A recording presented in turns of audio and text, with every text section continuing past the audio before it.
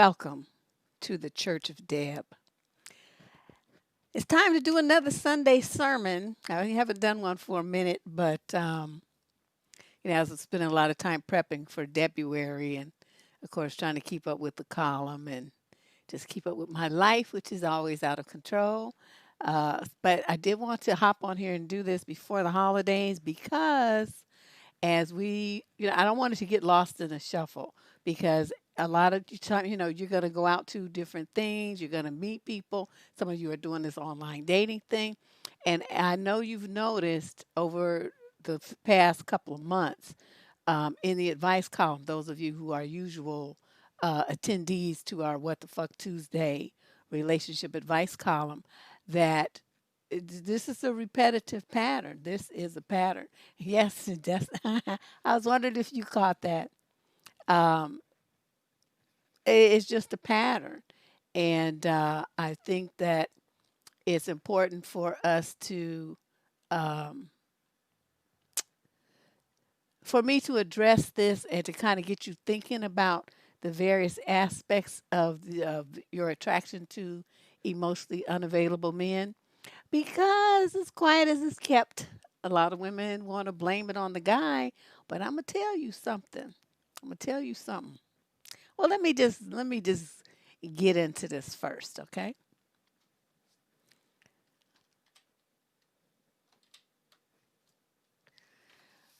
Let's talk first about when a man cannot love. Okay, so one of the top issues, that one of the top complaints that women have is that men clown shoes. I love that name. One of the top complaints that women have is that men seem distant and cold and, like they're always slightly out of reach. The guys won't cuddle, they won't kiss, they don't want to spend the time that the women like. They want, the women keep asking them for. This even happens in marriages, so don't think that this only happens to single women. The guys always have something else to do or some reason why they kind of, push you keep you at arm's length. Um, the problems come in when the women want to define the relationship. Well, what are we doing? What are we? They want to move forward. They want to see, women like movement. So they want to see more commitment. They want to see a label. They want to see moving in together. They want to see getting engaged. They want to see getting married. And after that, they want to see let's have a family. Let's buy a house. Let's do. Women want to see progress and movement.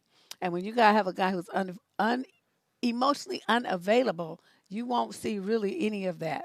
He's gonna drag his feet about it, like these women that be engaged for 8, 9, 10 years, or he's just gonna avoid it altogether and just tell you he's not interested. He's not trying to do that. And even if he doesn't say it with his mouth, his behavior will say it. And I'll go into some of those things that you can notice. It's important to note too, before we get into this, that some men are only emotionally unavailable in certain parts of their life. Now, if you really think about it, he might be like all there for his mother, but not the same with you. He might be all there for his kids, maybe, but not for you. So there's gonna be certain things, he might be all there for his frat brothers or some kid, his foster brothers when he was growing up or something. He's all there for them, all emotionally invested. If they need him, he's right there. But for you, there's a bit more of a struggle, and that's where the problems come in. A lot of these guys, like you try to have a conversation with him about something serious, and instead of having it, he's gonna flip it around so it's your fault. Whatever the problem is, you created it, and or they're gonna create a fight or some other kind of drama, right? So they can break out of the house and slamming the doors and acting like you were so tough, stay away for days or hours or something. You don't know where he is. You're trying to find him. You don't know what's going on. All of those behaviors are designed to push you away. Okay. So keep that in mind. A lot of women internalize this as a problem within themselves or something they did or said. That's not it at all. He's creating these dramas because he's scared. He wants to push you away. You're getting you're making them feel too emotionally vulnerable. And in those guys' minds, vulnerability equals weakness. He's not trying to do that. Okay. Now, some of these guys won't be there emotionally for you, but they will give you stuff. And I think I did a video or article or something on my blog about that. But anyway, what they do is they give you stuff. They buy you stuff. They'll take you places. They'll always pay. They'll do all this kind of stuff, but they're using money as a shield. So they feel like, well, I'm doing all of this for you. I'm working hard because, to buy you these things. I give you everything you want. And so in his mind, this is the intimacy. This is all he can offer you is stuff. But the woman's like, I want to know who you are. Talk to me. Share yourself with me. Tell me what bothers you. What makes you happy? You in relationships, these women can be in these relationships for 20 years and won't know anything about these men. It's just the most amazing thing. Likewise, the men won't know anything about them. I saw a clip, I think it was Jimmy Kimmel, interviewing couples on the streets of New York. And he asked the men, some of these people have been married for 20, 30, 40 years, right? Some of them live together. I mean, whatever. These were long term couples. And he was asking them basic questions like, when is her birthday? What are her parents' names? Stuff like that. And their anniversary date, stuff like that. Do you know this men didn't know? They had no clue. Now tell me where that's a man who's emotionally invested in his woman. The women, I remember it was kind of sad because looking at the women's faces, like the astonishment on their faces that this guy knew so little about them and put so little effort into getting to know them. That's a sign. You got a man that's emotionally unavailable. Oh, you saw that? That was a hot mess. The look on those women's faces, I could just feel, I'm too much of an empath, and I could feel their stomachs, that sinking feeling. I could feel it just by looking at their faces. It was a trip. Other guys are not quite as overt. Like they can play the game at the beginning. We call them the narcissists, right? They do the love bombing thing. So it seems like you know, they're talking and stuff. But if you really listen to their conversation, it's about what they think. It's about their problems, stuff that bothers them, other people that are bothering them, old relationships that bother them, what the women did, said, their boss and stuff. It's about problems, but it's not about how they feel. And that's the thing, is something that escapes a lot of women because they feel like, oh, he's sharing himself with me, and we can talk about this stuff, and it's letting me in. It's not really. He could post that same crap online anonymously, and it get the same answers he's going to get from you. There's no emotional risk for him to talk about his problems. Okay, you can talk about your problems to complete strangers on airplanes and buses. People used to do it to me all the time. So I mean, that's not sharing anything about how he feels. Yeah, I save these lectures where I'm preaching for the Sunday sermons because it's a bit heavy for the week. So these guys, they may move in with you, they may get married to you, they can have children with you, they can grow old with you, but they still maintain a lot of emotional distance. A lot of them will do it by triangulating. This is another narc tactic where the relationship that you have with them is interfered with, negatively impacted. There's some kind of distance placed there by some third party. Okay, it could be his children from another relationship. He got to do everything with them on the weekends. He don't have time to ever spend with you. So you're always feeling lonely during the only days you have off from work, which is Saturday and Sunday. Okay, but he's busy all the time. Others of them have some, all consuming hobbies, interests, civic things. Some of them work. They use work as an excuse why they can't be with you or talk to you and stuff like that. They're too busy. Others have these, kind of hobbies and interests that take them out of town. Like one woman I knew had a husband who loved motorcycle races and car races and stuff, kind of stuff. Now, those things, you go to those things, you go on for the whole weekend, right? And he would always have some excuse why he had to do that instead of spend time with her and his kids. It was interesting. She ended up divorcing him now. She couldn't take it anymore. Um, some of these guys will cheat on you. They lie to you.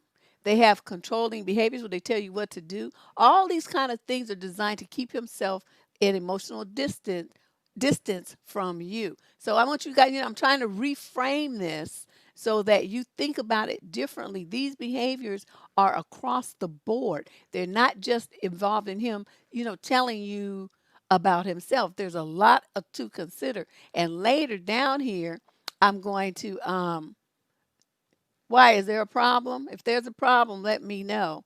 I'll have to promote somebody to a temporary moderator. It's not hard, and y'all that's been around here a long time, you know what to do. She might be busy. Have forgotten. Um, who's block? Okay, who's blocking them? Who's acting stupid? Hold on, everybody. Let me just scroll through here right quick, because one thing we do not want is a drama in the chat.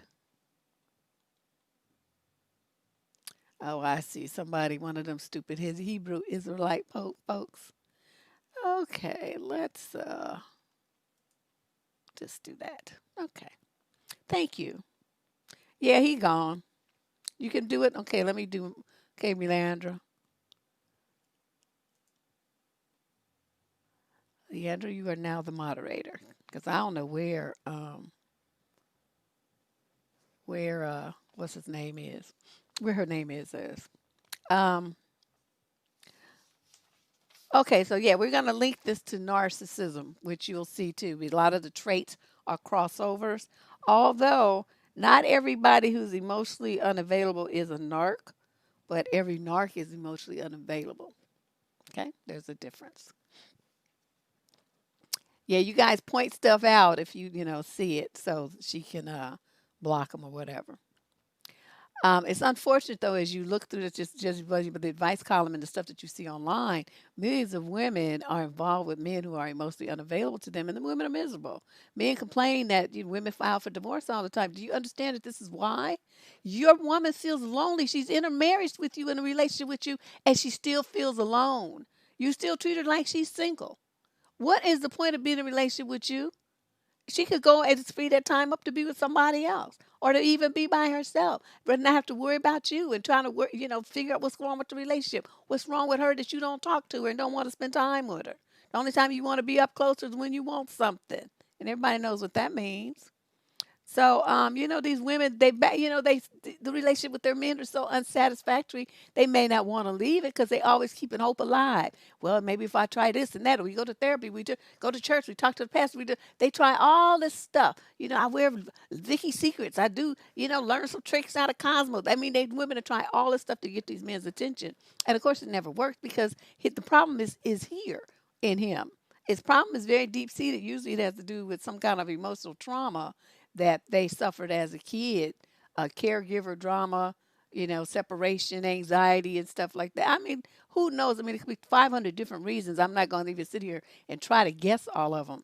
But if you know your dude, if you know anything about his history, you probably have somewhat of a clue as to what psychological damage he has suffered. The only way that can be fixed is if he admits that he has this problem, stops running from it, and gets himself some professional help. But most guys don't want to do that. The mostly unavailable ones feel like there's nothing wrong with them because they feel safe hiding behind those walls. Okay, the one who's miserable is you. So a lot of these women feel time just spend all their time with friends, or they do other activities, or with the kids. That's the favorite escape. They escape into their children and mothering because the guy, the time that they spend with him is so unsatisfying. They don't even want to set themselves up. A lot of these guys, ED. Did you understand that that's the emotional distancing? He wants to get, the benefits of that, but as far as really being involved emotionally and intimately with you, so really think. I mean, I'm telling you, I've been giving this a lot of thought because I've been thinking about this for weeks before I decided to do this show. But I mean, think about how they do. They're in and out, and it's usually not physical problem. It's mental and emotional, and it's because they are emotionally unavailable. Okay. So, in this show, we're going to address several key red flags. I may have to break this up because I have a lot. You know how I do it? I might have to do this two Sundays because I don't want to keep you guys here forever. But these are going to be covering three primary red flags here. We're going to go over how you can identify and recognize the behavioral traits and the warning signs of a man who is emotionally unavailable. The second point is that we're going to try to figure out what's going on with you. Okay, like I mentioned earlier, that you repeatedly attract these kind of guys. This is the only kind of guys that you seem to be really interested in. These empty shell men. And you stay in these situationships. Okay, you're going to call it a relationship and claim that you love him and all this old stuff. And then the final one is I'm going to provide you with a few suggestions on how you can break free of this and the man who will not commit to you with his whole heart. That's important. Okay. Our next section, we're going to talk about the 5 reasons that you are repeatedly drawn to unavailable men. This is important. This is some of the, in primary look at taking a look at yourself and why you are so attracted to these types of men and these types of relationships. All right. Number 1, your attraction is usually associated with what these guys represent psychologically. A lot of the time you don't not even aware of it. It's subconscious attraction. You're not saying, "Ooh, look at that man full of problems. I must have him. He's so hot. I've got to have these problems in my life." You're not saying that, but on some deep level, this his problematic nature, his neediness, his confusion and all of that, you're drawn to it sometimes because you have the same problem, other times because you have this nurse ratchet thing that you want to go around and fix everybody. All right. Um, Sometimes, psychologists often say that it's, oh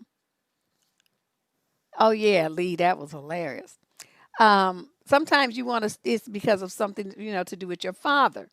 You'll notice that the traits that you're attracted to are the very same things that cause you pain in your relationship with your dad. Sometimes it's your mother, because sometimes, for us, a lot of us, the problems are more with our female parent than with the male one, or maybe it's a combination thereof. Some of you didn't get raised with your parents, so that caused a problem and a hole in your life too. You were raised by your grandmother or some auntie or in foster care, or you were adopted. You don't even really know your parents. So, I mean, there's all kinds of ways that this can manifest. I'm not trying to figure that out. That's your job. But I'm just saying it's something to take a look at. All right.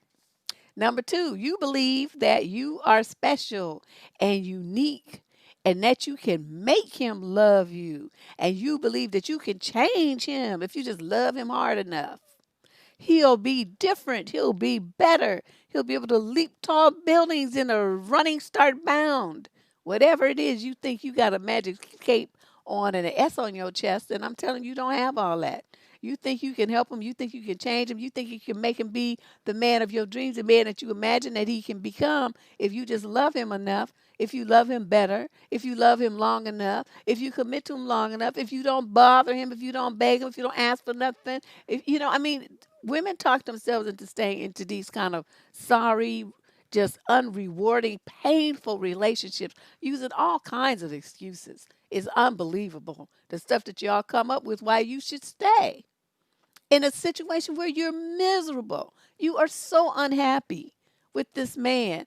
And every little crumb he throws you, you just hang on to it like it's some precious diamond or something. And that one thing he did in the last 17 months, you want to talk about that one thing and you don't talk about the 467 things he did that hurt you.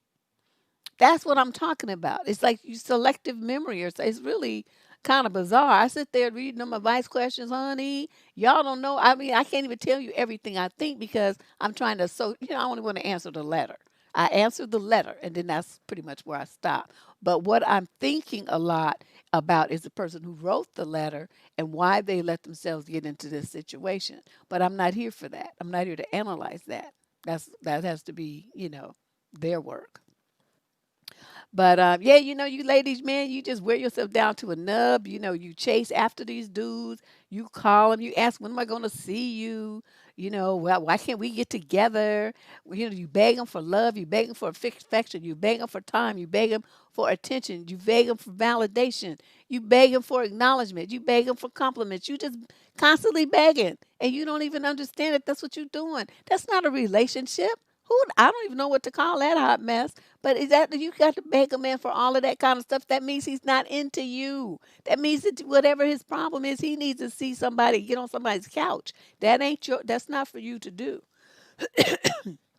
Number three, most of you who find yourself in these situations have extremely low self esteem, and you believe that you aren't worthy and valuable enough for somebody to really love you the way that you claim that you want to be loved. So you chase love and you think you got to earn it, and that being in love means that you got to suffer and be in pain. Love is pain. You know, all this romantic drivel from some soap operas or so. I don't know where y'all be getting that stuff from. But you think that you have to love him unconditionally, even though he's hurting you over and over. That's not right to have conditions and put demands on him and have boundaries and limits and expectations. You just are terrified of that because you feel like if you put that on him or you make those kind of statements, that he's going to leave you. And I'm thinking, okay, where's the problem with that scenario? That frees you up to for somebody who got some damn sense to come into your life and to love you and to give you all the stuff that you want. I don't understand this hanging on to nothing. And you give them so many chances. Like you say, well, if you cheat again, I'm leaving you. Okay, well, he's like, okay, I'm a tester and see, because I don't really want this relationship anyway. So if she leaves, it's no big deal. I could just beg her back. So he cheats anyway, and then here you go. Well, okay, well, let's talk about it. This, maybe the next time. And so now he knows he got your number. He ain't gonna never stop cheating. Whatever it is that he was doing that you said, you gonna give him all kind of chances and stuff, and he knows he got your nose open and leading you around like a little lamb. So he's not gonna ever do what you say you want him to do. Never. Because there's no repercussions for it. It shows that you're just weak for him. You're desperate and needy, and your self esteem is in the toilet. And so you take any and all kinds of negative, nasty behavior from him because you're scared of him leaving you. You're more terrified of that than you are of your own of having self respect. You're walking around wagging your tail like the little puppy in the pet store. Pick me, choose me, love me, take me home. Number four, you care about not more about not being single and avoiding loneliness than you do about the character of the man that you have in your life, in your heart, in your bed. You put up all kinds of mistreatment, you let, abandonment and abuse of all kinds of types to avoid that label of single. That just fills you with terror and dread. And it's one of the things you love to brag about. Well, at least I'm not single. I got a man, this kind of stuff. It's so crazy. And point number five, you are the type that'll break up and get back together with him 67 times over 5, 7, 8, 10 years. You just keep cycling back to the same nonsense. You already knew it was stupid the first time. That's why y'all broke up. Yet you keep going back or you keep letting him come back. Why do you do that? Now, when we talk about narcissists, we call it narcissistic discard, where they get sick of you and then they leave you and then they come back when they need, they try to see if you've forgotten about the drama that he caused you. But, like I said, not every person who's emotionally unavailable is a narc, but every narc is emotionally unavailable. So sometimes these guys are just so terrified. I mean, they might really like you, but they've gone as far as they can go. That's what I'm trying to tell you. Whatever this is when he puts the brakes on and he ain't going no further. You're not getting in no deeper. This is it. This is all he can give you. Now, some women, that's okay, and I'll tell you why in a little bit. Um, Yeah. Oh, yeah. This is the point I made. That I made some note to myself to be sure to talk about is that okay? So you escape, right? You get away from him, and then but you still miss him. Of course, just because you break up with somebody, you don't turn the switch off just like that. So here he come calling. They always call, text, WYD with all the question marks and the smiley face. And then what you supposed to you were supposed to have blocked him, so you would have never got this. But since you still love him and you still hoping that for a comeback, you haven't blocked him. And so it comes across your phone and you see, oh, what you doing? Oh, you so excited. So you respond. So then he starts, can I call you? And then you say yes. And so then he calls you, and then he starts with his dragon drama because he's trying to, well, I realized I made a mistake. I shouldn't have done that, girl. I don't know what I was thinking. You was the best thing that ever happened to me. Would you give me another chance? And like a number, you say, yes, yes. I was hoping you would call. And so he says, well, can I come over? Okay, now here we go. And so you say, yes, yes. Or he says, you to come over to his place. And so then he comes over, and so he starts with his dragon drum in the Wayback Machine. And then the next thing you know, you all up in the bed sleeping with him and stuff. And he might stick around for a month or so, maybe. And then he's going to decide that, well, maybe I really don't want this anyway, because you're going to expect more now, right? Since you went through all that, you expect the stuff that you wanted, that why y'all broke up in the first place, to be delivered to you now. That's why he got a second chance. He's those the promises that he made. He was going to deliver. And then he said, no, I don't want to do that after all. I'm just not going to do it. So he's gone again. And so that's what I mean. So this cycle, sometimes they go for a year or more. They have a baby with somebody else. They get married with somebody else. They move in with I mean, there's things going on in his life. And then he comes back to you and you let him. Okay, so that was the fifth time, point five rather, of the reasons why you get caught up and are so attracted to these kinds of guys. Them women that want to keep hope alive. You just keep hope alive that he's going to become the man that you want. And guess what? When you do these five things, it means something. I'm about to burst your bubble. What this means is that you are just as emotionally unavailable as he is. Okay, now I talked about this on Surviving Dating. I was in my blog talk show. I don't remember. I've just been doing this for so long. I've been all over the place. But I remember specifically talking about what's called the passive and active avoiders in some show or article or something. But basically, what it is the person who is actively running away is the active avoider. The one who is passively shielding themselves by getting with an active avoider so they can pretend that they want all this stuff that they don't really aren't prepared to give, but they don't have to admit it because they're hiding away under the fake and fraudulent desire for a relationship that they're not emotionally prepared for themselves. That's why you keep choosing a man who's not going to give it to you. It's a built-in excuse why you don't have to really come with it. You can blame it on him. Well, he won't give me the relationship that I want. Well, then why did you pick him?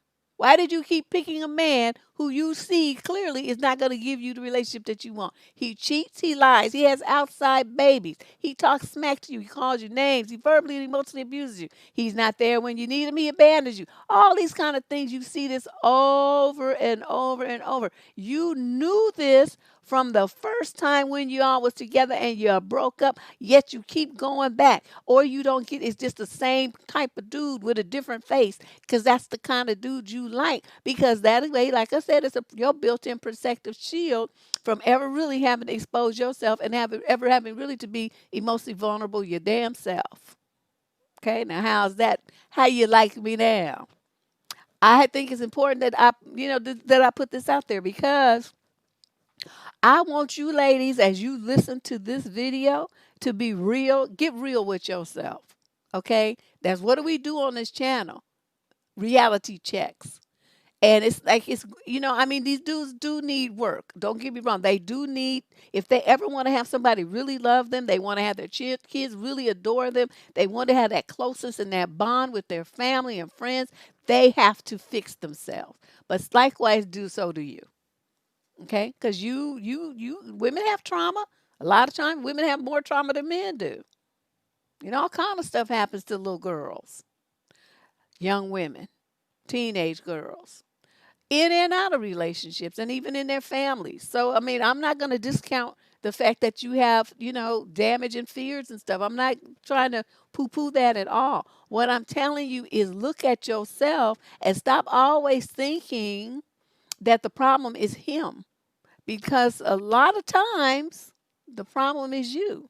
Not always, but a lot of times it is because you keep picking the same type of dude. Now, if you've had really good relationships and this is an anomaly, a one-time thing, Especially if the dude is a skilled narc, he could definitely fool you, even if you aren't a woman who's got herself emotionally together. He gonna come in just laying it on super thick, but even that should be a warning sign. Is that realistic? Is that what dudes who are truly cautious and interested in developing something with you do? Is that their behavior? No, not at all. They move slow as molasses. They move in is in one direction, it's moving forward, but they move slow because they don't want to A, scare you off, and B, get involved, speak too soon before they really know what they getting involved with. Those are dudes who are being real. Okay, so either way, if a dude comes on a little too strong, watch out. All right. So I just want you guys to understand that. I mean, you don't really think about it this way, but um, you meet a man who has your same kind of distancing behaviors, distancing attitudes, and you fall madly in love with them because it's easy to just focus on lust at the first part of the relationship, and that's what you do. That's all you think about, the romance, the excitement, the tingle in your stomach. You get fixated on that part, and then when it comes, when all that starts to fade away, that's when y'all break up because neither one of you is really emotionally equipped for the long haul. So you break up and you start all over with someone new. So keep that in mind.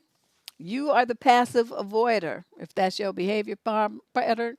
And he is, or whoever's doing the running away, sometimes it's the woman, but for this show, we're talking about men. Uh, he is the active avoider. Now, let us move on to the next section. What are some of the signs that you're loving an emotionally unavailable man? So before we get started with my long list, I think 25 things in total. I want to share a few stories with you of women so that you have real life examples to think about as we go through these points.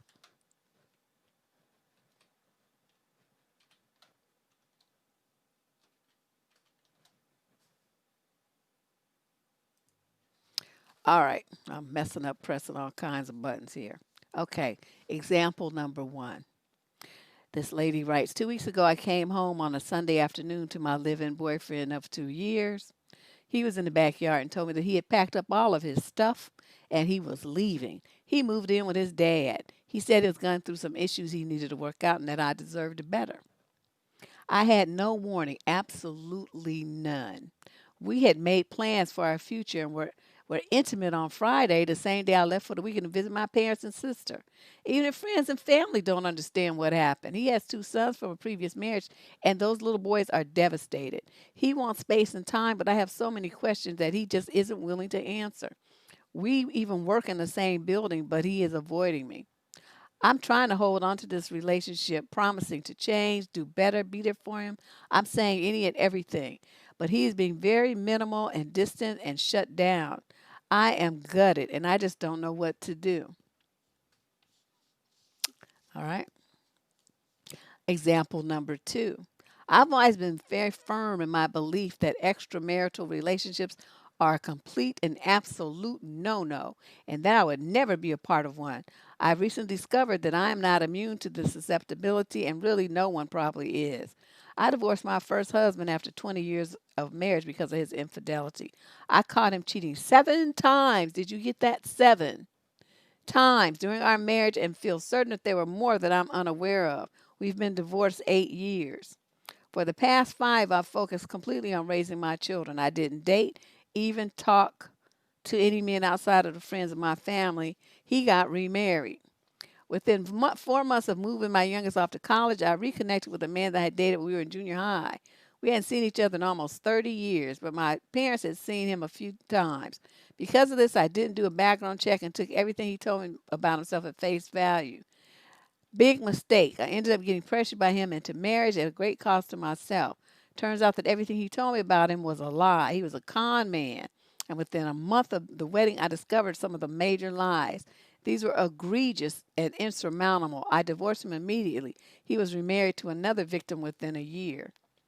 Then she talks about another man that she met someplace where she'd been going for 20 years.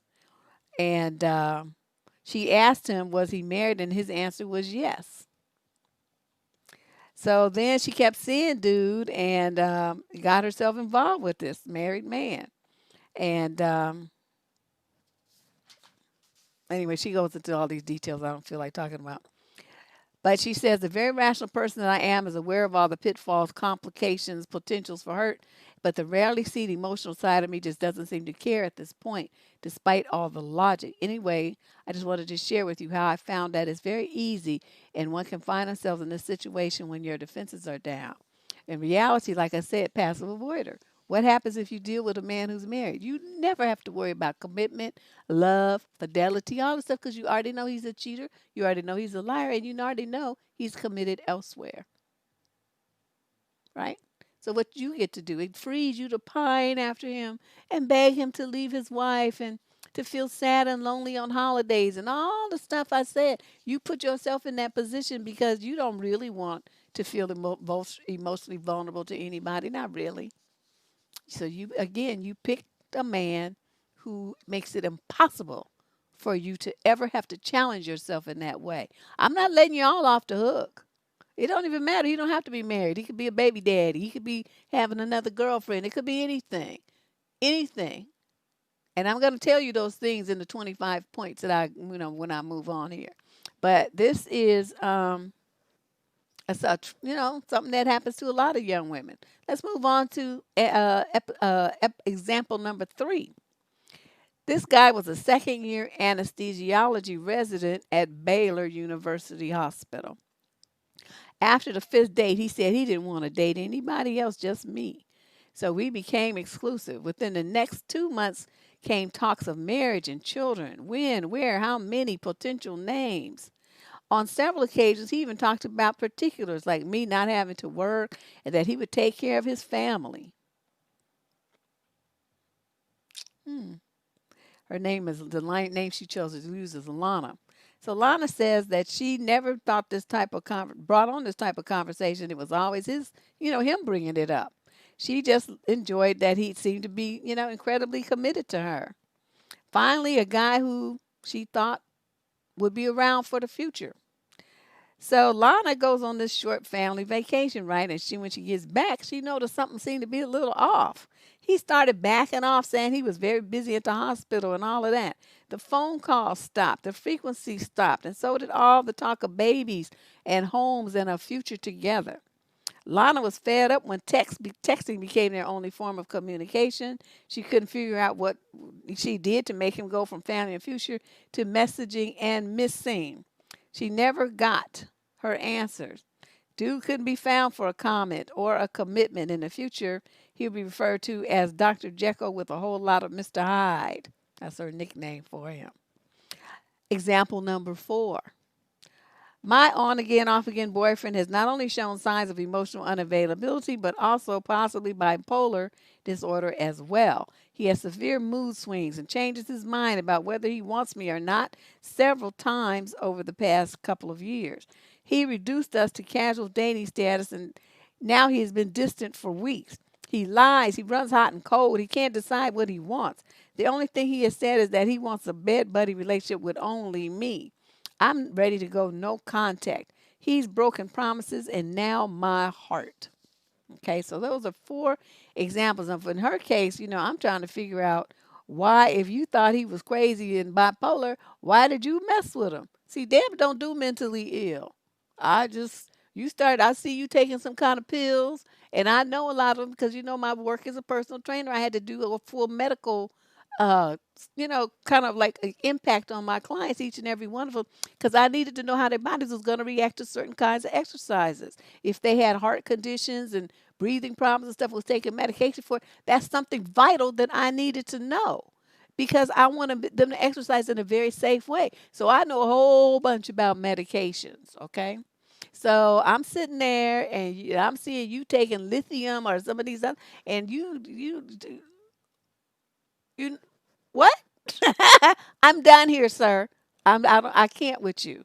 I don't want to be bothered. I just don't have that kind of energy. I don't have that kind of interest. I don't have that kind of time. So I'm sitting here looking at her. So she, he showed signs of emotional unavailability, and he goes back and forth. And he don't know what he want, and he gonna reduce us to casual dating status, and you let him.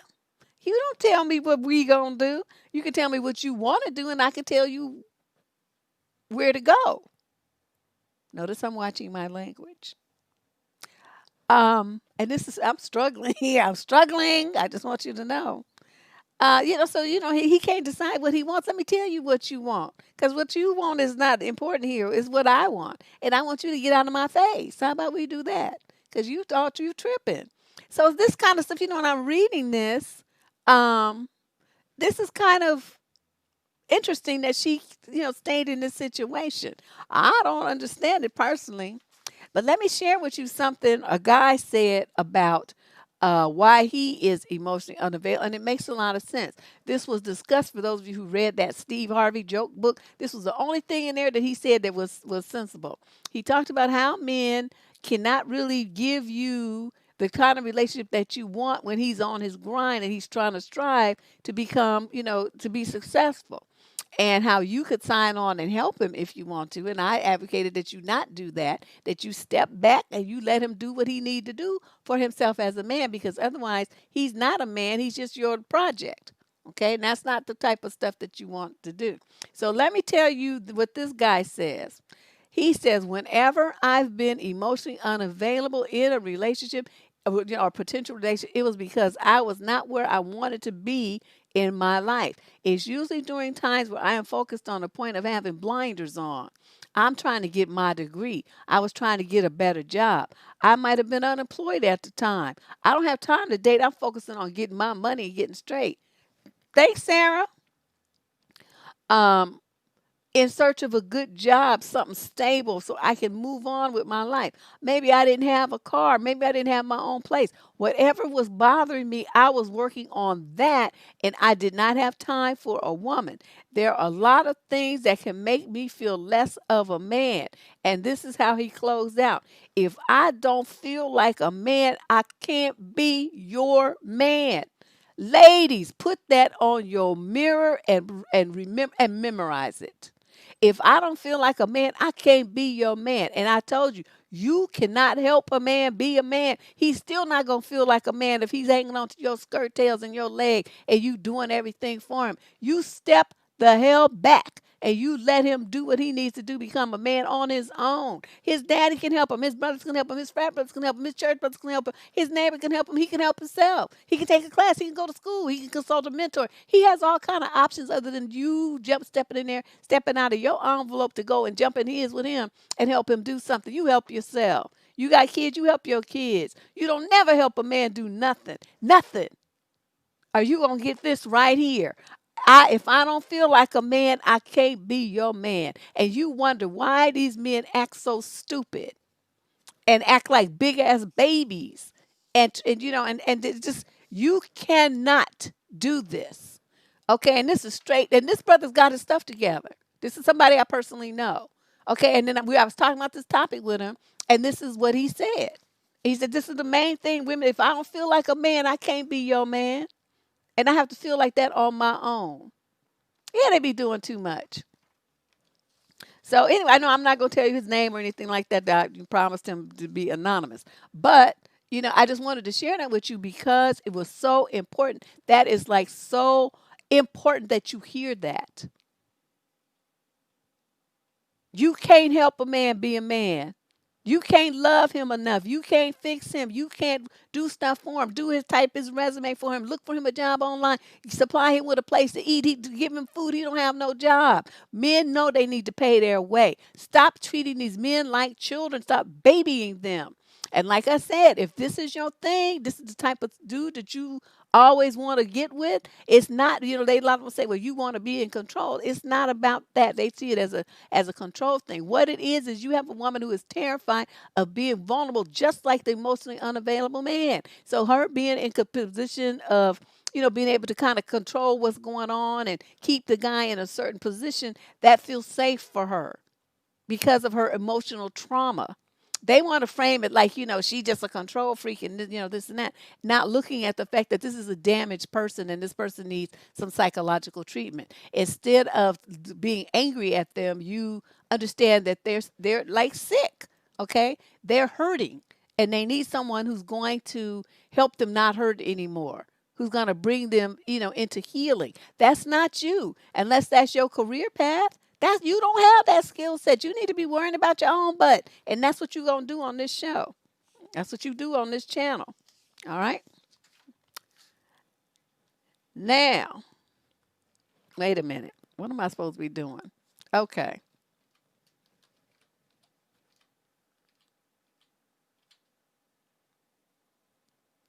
Okay. Loving the mostly unavailable man.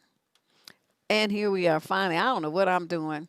I haven't used slides in so long, I'm getting myself confused. Okay, now we're going to move into my list of 25 things I thought of. I hope y'all have some time because this, why do I got freaking carried away? Anyway, I have 25 things, and then, the after that, only have a couple more things to say. So then the show will be over. So we're going to be here probably another 45 minutes to or an hour. Um,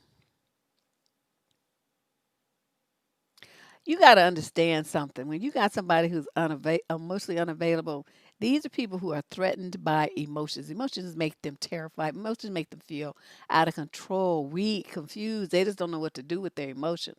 So they resist feeling as many emotions as possible, and they keep those emotional responses within a very narrow range. For most men, that tends to be, I don't know, frustration and anger, and more anger and then more frustration.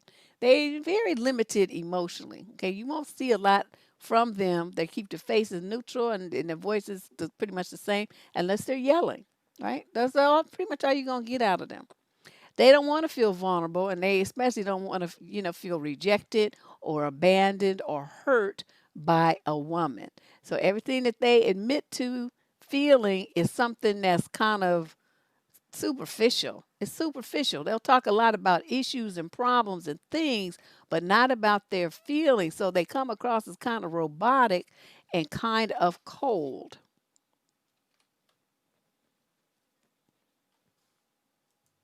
Okay.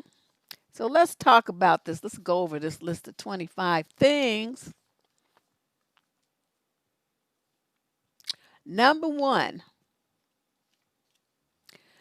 you, as his partner, have this very unsettling feeling that something important is missing in your relationship. There's like a hole there. It's something you can't really define it at first. A lot of times you feel it almost right away. You feel it right away. But you're not, you don't really know him that well yet, and you don't want to be too judgmental, and you don't want to cut it off too fast. And so you just let it happen. You don't really fight it too much. Um, there's sometimes like an air of mystery. We're going to call it that. You don't really know what's going on with him. That's what it is. It's confusing to you. He doesn't seem like you can't really put a read, get a read on what he's saying, what he's doing. Is this real? Is this false? I mean, what's happening here? And you don't know where you stand with him. These are a lot of women that's like, I don't know what we're doing.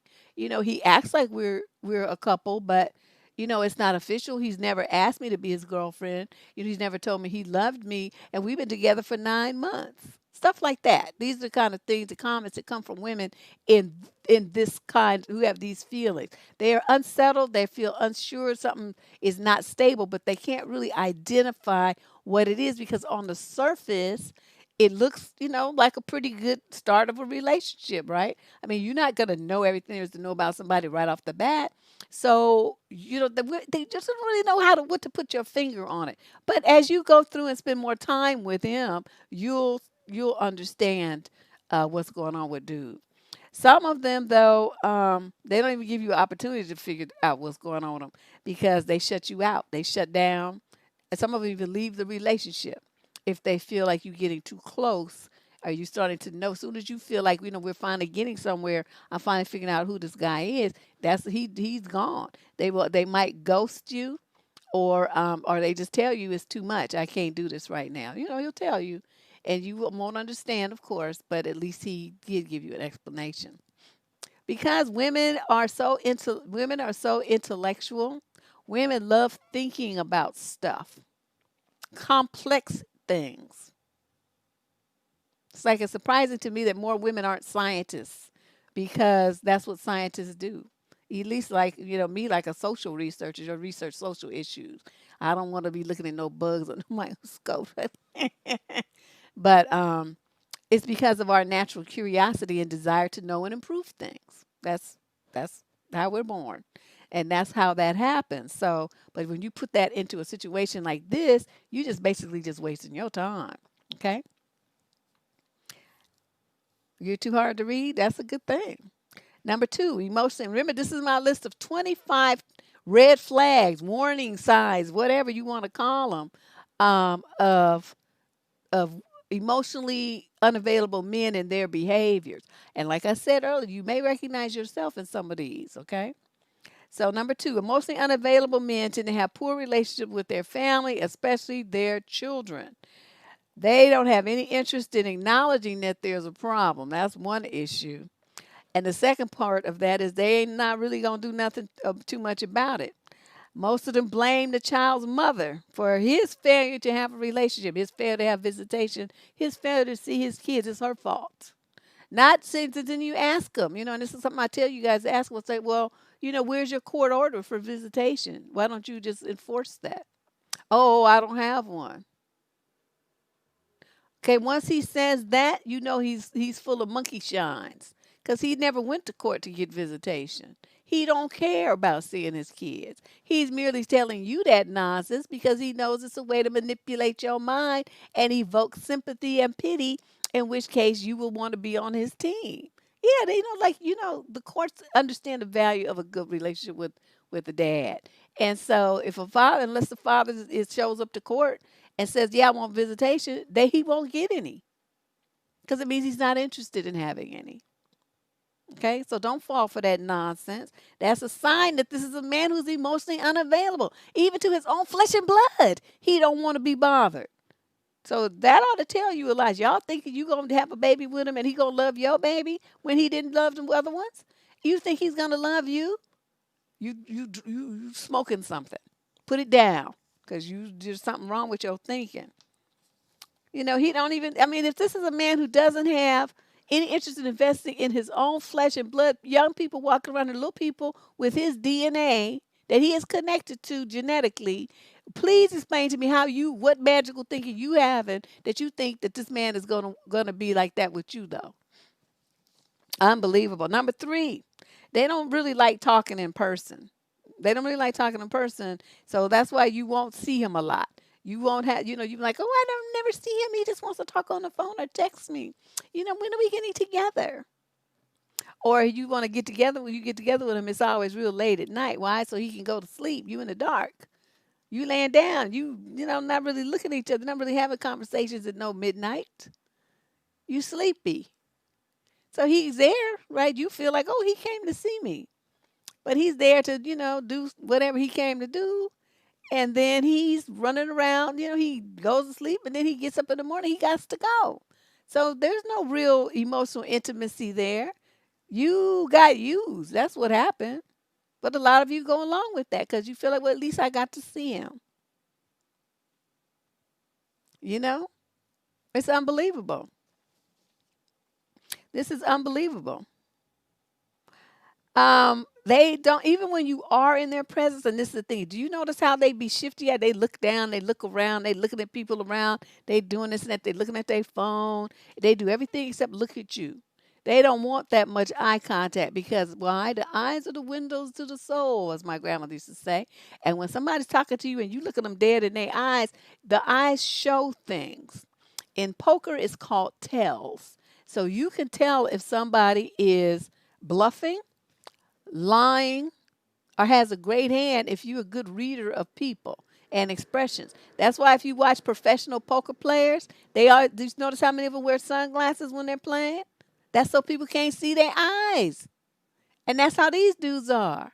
They're not going to want to be in your face because you'll be able to see their expressions and read their eyes, and they don't want you to do that. So they be on the phone because there's built-in distance. They're going to text. That's even more built-in distance. Or they're going to send an email or a fax or smoke signal or carrier pigeon, message in a bottle, something along those lines. But there's going to be all of this distance so that you can't read him. Okay? It's hard to keep up a farce so somebody can look at you in the face and know what you're talking about and know, what game is being run. They're not trying to do all that. And we had a letter the other day. Remember the girl was talking about the guy, he's in his 30s and he always sends emojis and GIFs and stuff. And she's like, why does he send me all this stuff? He doesn't even have like a real conversation. He sends me an emoji or a GIF. Perfect example of somebody who's emotionally unavailable. Perfect example. He's not trying to. He's sending you a picture he found on Google Images and stuff rather than respond and tell and share his feelings with this woman. It's some amazing stuff. So, like I said, um, I when I'm reading the advice column, I stick to what it says. I don't really talk about the dudes too much, only in relation to what the woman writes in about. But this is what I was thinking.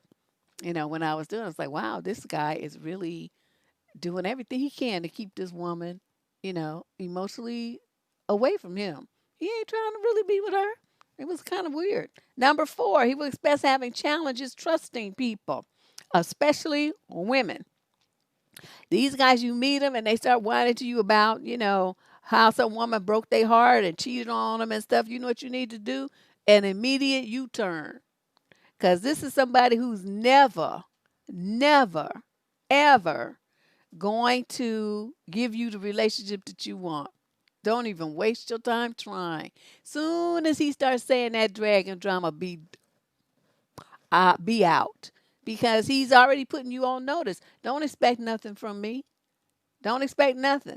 Oh, Shay is here. Thank you. That's just the way that it is. Why do they do that? Because they're terrified of being betrayed, of being abandoned, of being let down, which somebody probably did to, him at an early age when he was a kid. He doesn't want to get hurt again. So he's putting up all these walls to keep you and everybody else from hurting him again like he was hurt, before.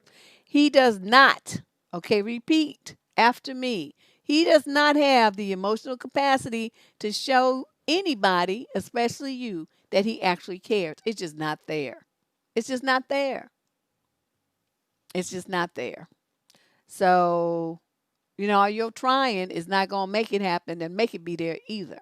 Let's move on. This is 25 points that Deb thought of over the past 2-3 weeks. I had to make myself stop because this would have been like forever. Let's move on to point number 5. Do you understand how emotionally unavailable men are stuck in the past? Oh my God, that is the number one thing. They always be in the Wayback Machine talking about some stuff that happened 10 years ago, 15 years ago, 25 years ago. In my age group, they talking about stuff that happened in their 20s. And it's like, dude, have you looked in the mirror lately at all of gray hairs and wrinkles and shit on your face? How long ago was it since you was 25 and that happened to you? Why are you still talking about that?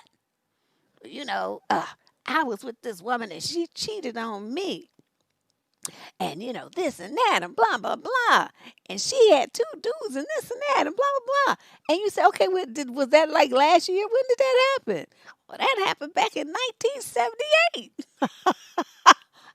And they still be talking about it. They stay in the past. They just live in the past, and those hurts that they felt, they just relive them over and over and over. It's like food energy to them or something. It's really bizarre. I don't know. I can barely remember what happened last week, but they be talking about stuff that happened, 3 decades ago. It's unbelievable. Unfreaking believable. But I'm telling you, I'm warning you, if that's your dude, you better watch out. You better watch out. Because that's a red flag. These are all that I'm reading, these 25 red flags warning you that this guy is emotionally available. Now, it could be a problem for you. So you need to be aware of what's going on. Now, sometimes, so he may be talking about a relationship, he may be talking about heartbreak, like I said.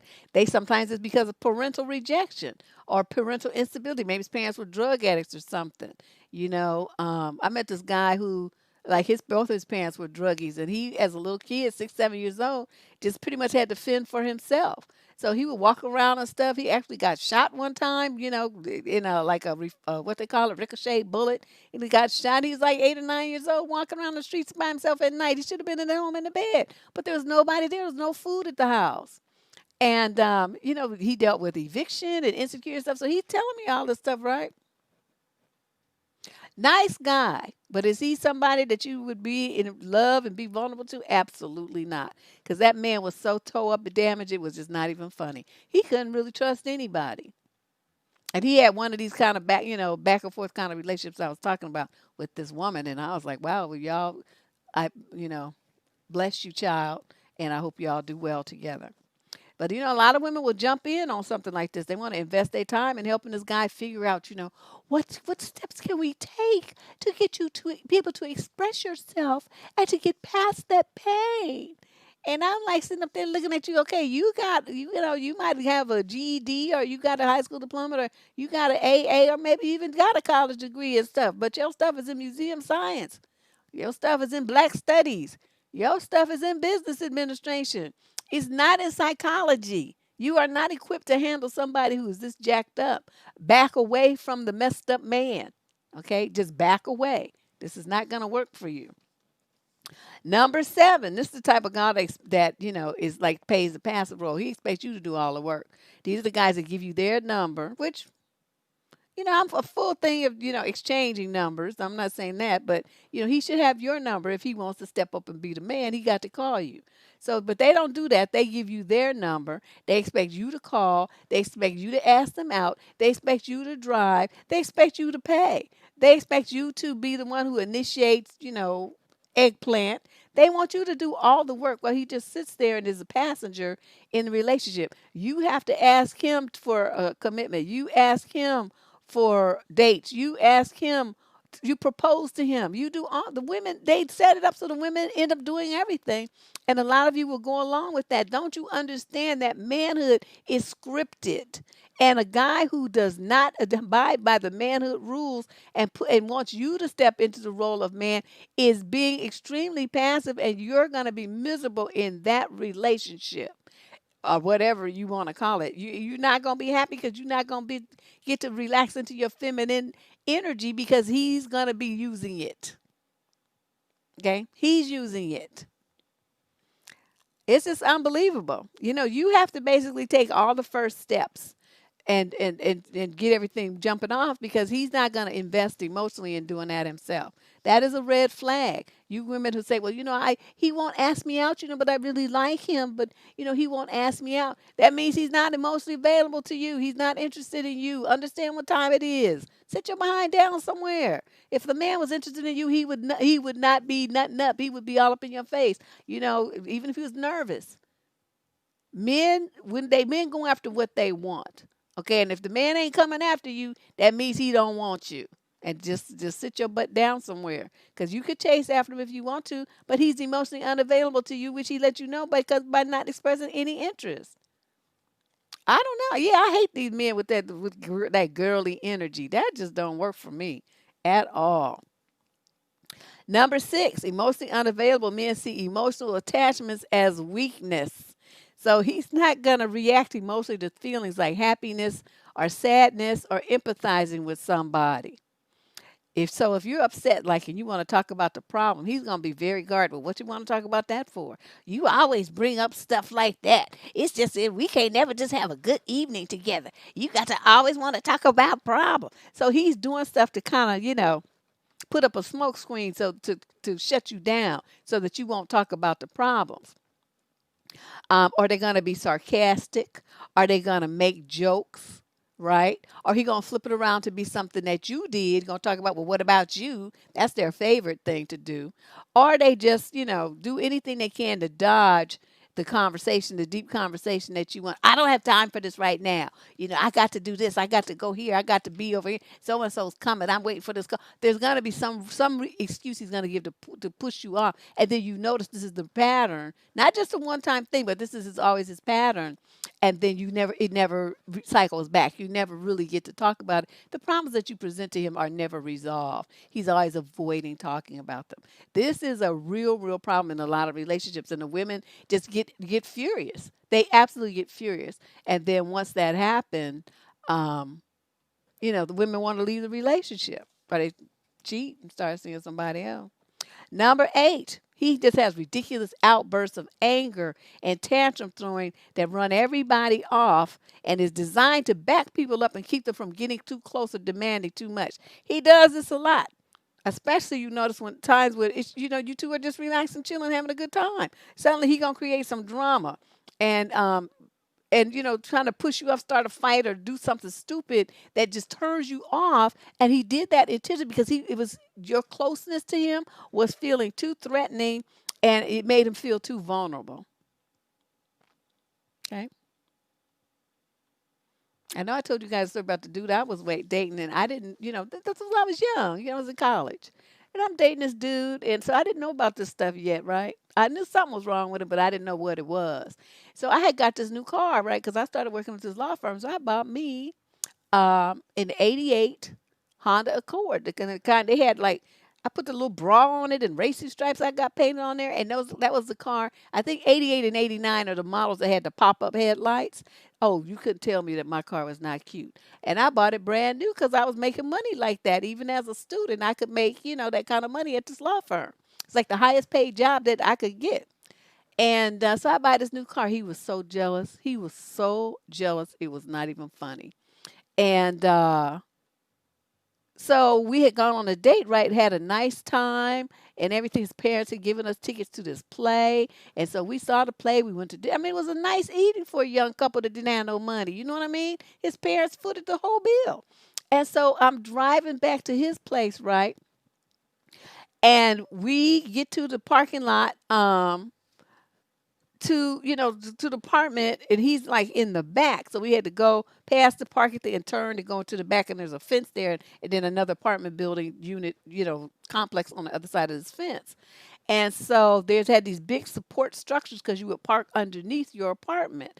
These big cement pillar things like this, right? So I'm driving, and this fool reaches over from the passenger seat, grabs the steering wheel of my car, and starts trying to steer it into one of them cement pole things.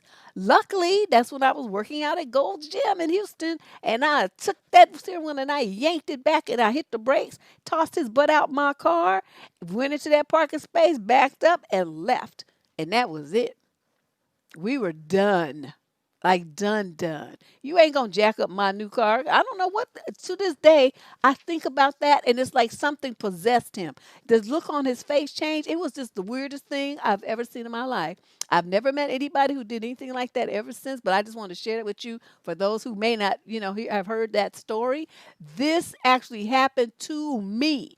And this is a perfect example of this, where he has these unnecessary and sudden and unprovoked outbursts of rage towards you. And it fell right on the heels of us having several hours together of closeness and romance and laughing and feeling really good about each other. Well, at least from my perspective, and the relationship. But that's how he ended the evening. Created that kind of thing where I ended up hating him. I went from mad love to hate because you ain't destroying my stuff. And you don't get a second chance with me. Not that you do some mess like that. That's it. You get one time. And so I was done. His parents were probably still confused trying to figure out what happened. Because I called him and told him, I'm done with your son and it was nice seeing you. Nice knowing you. Enjoy the rest of your life because I'm out of it. And that was that. Okay, so that's an example of what I'm talking about. So you can relate it to a situation that you may have experienced with these guys where he just suddenly just went and left and you don't understand what happened. Number 9, his conversation has no depth, is meaningless, and is stupid. It's like talking to a robot. Either you walk away feeling like you did all the work to keep the conversation going, trying to get a handle on what he feels about something, or he immediately closes down and try to back out of any kind of intense conversation at all.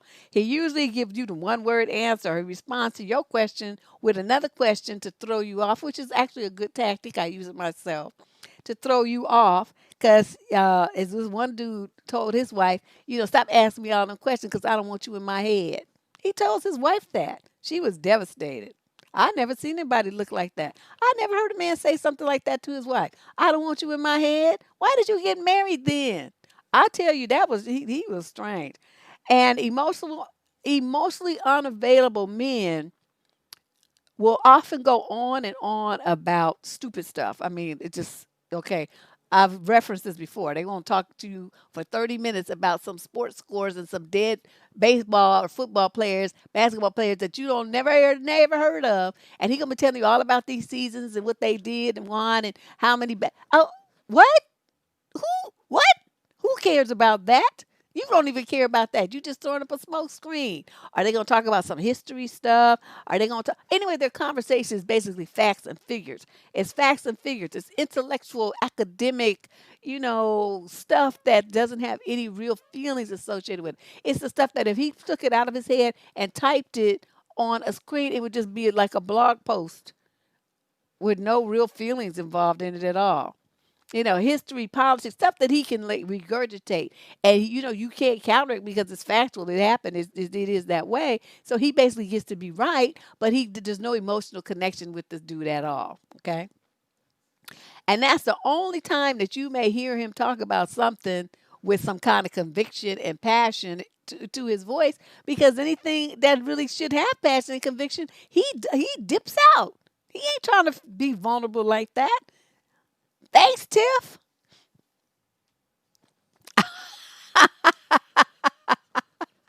I like that. That was funny. Okay, now point 10. We got 25. Remember, this I'm going through them as fast as I can. Number 10, you are never a priority to this guy. If he's the most unavailable time, you are not going to be, he's not going to put you in the number one slot, even in probably the top 10. You just something to do. Understand that.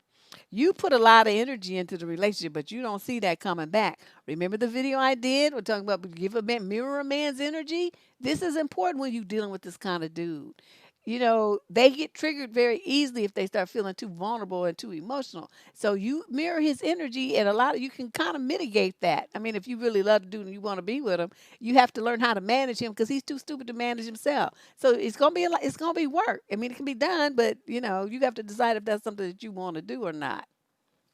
But just understand that you're not gonna be a priority to him.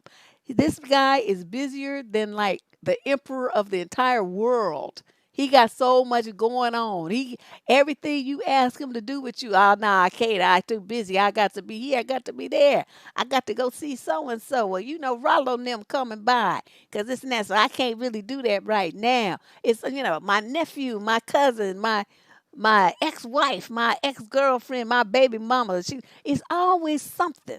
It's always something, somebody, something that's going to take him away from you, taking away his energy and his time and his environment. It's always something. And it's always stuff that you can't really fight against. Well, I have to work. Okay, well, what you going to say? Don't go to work and just spend the day with me? What woman's going to say that? Well, I got to go get my kids. What woman is going to say, don't get your kids and spend the day with me? You see what I'm saying? Well, I got to go do this and that for my mama. Well, who's going to say, don't do that for your mama and spend the day with me instead? Nobody. That's why they use these kind of things that are just like a brick wall. You can't climb over, go through it, nothing. You stuck. You just been shut down by all of this stuff that he has, to do with his busier than the emperor of the world self. He always got some reason why he can't spend quality, intimate time with you. It's just not going to happen. And then every once in a while, he'll show up, or he might show up for a little while. Like you say, oh, come to, the kids are having a birthday party or something. Well, he'll come for a little while. And then you be like, well, where your daddy at? He gone. He disappeared into the garage with his male buddies, showing them his tools and talking about sports or something and drinking in there, away from the family. This kind of stuff, that's the kind of stuff they do to put distance. Okay, understand this. I'm trying to give you every different kind of scenario because a lot of you aren't that imaginative. So I, try to do this for you so that you can say, oh, yeah, yeah, that's what he did. That's what he does. And you can see what I'm talking about. Number 11, it's almost impossible for him to enter into and honor commitments. It's just about an impossibility. These kind of guys, these emotionally available dudes, are just not cut from the cloth of fidelity and commitment. They just are not. They have marriages where their wives are miserable, relationships where their girlfriends are just going crazy and hurt. It's just a disaster.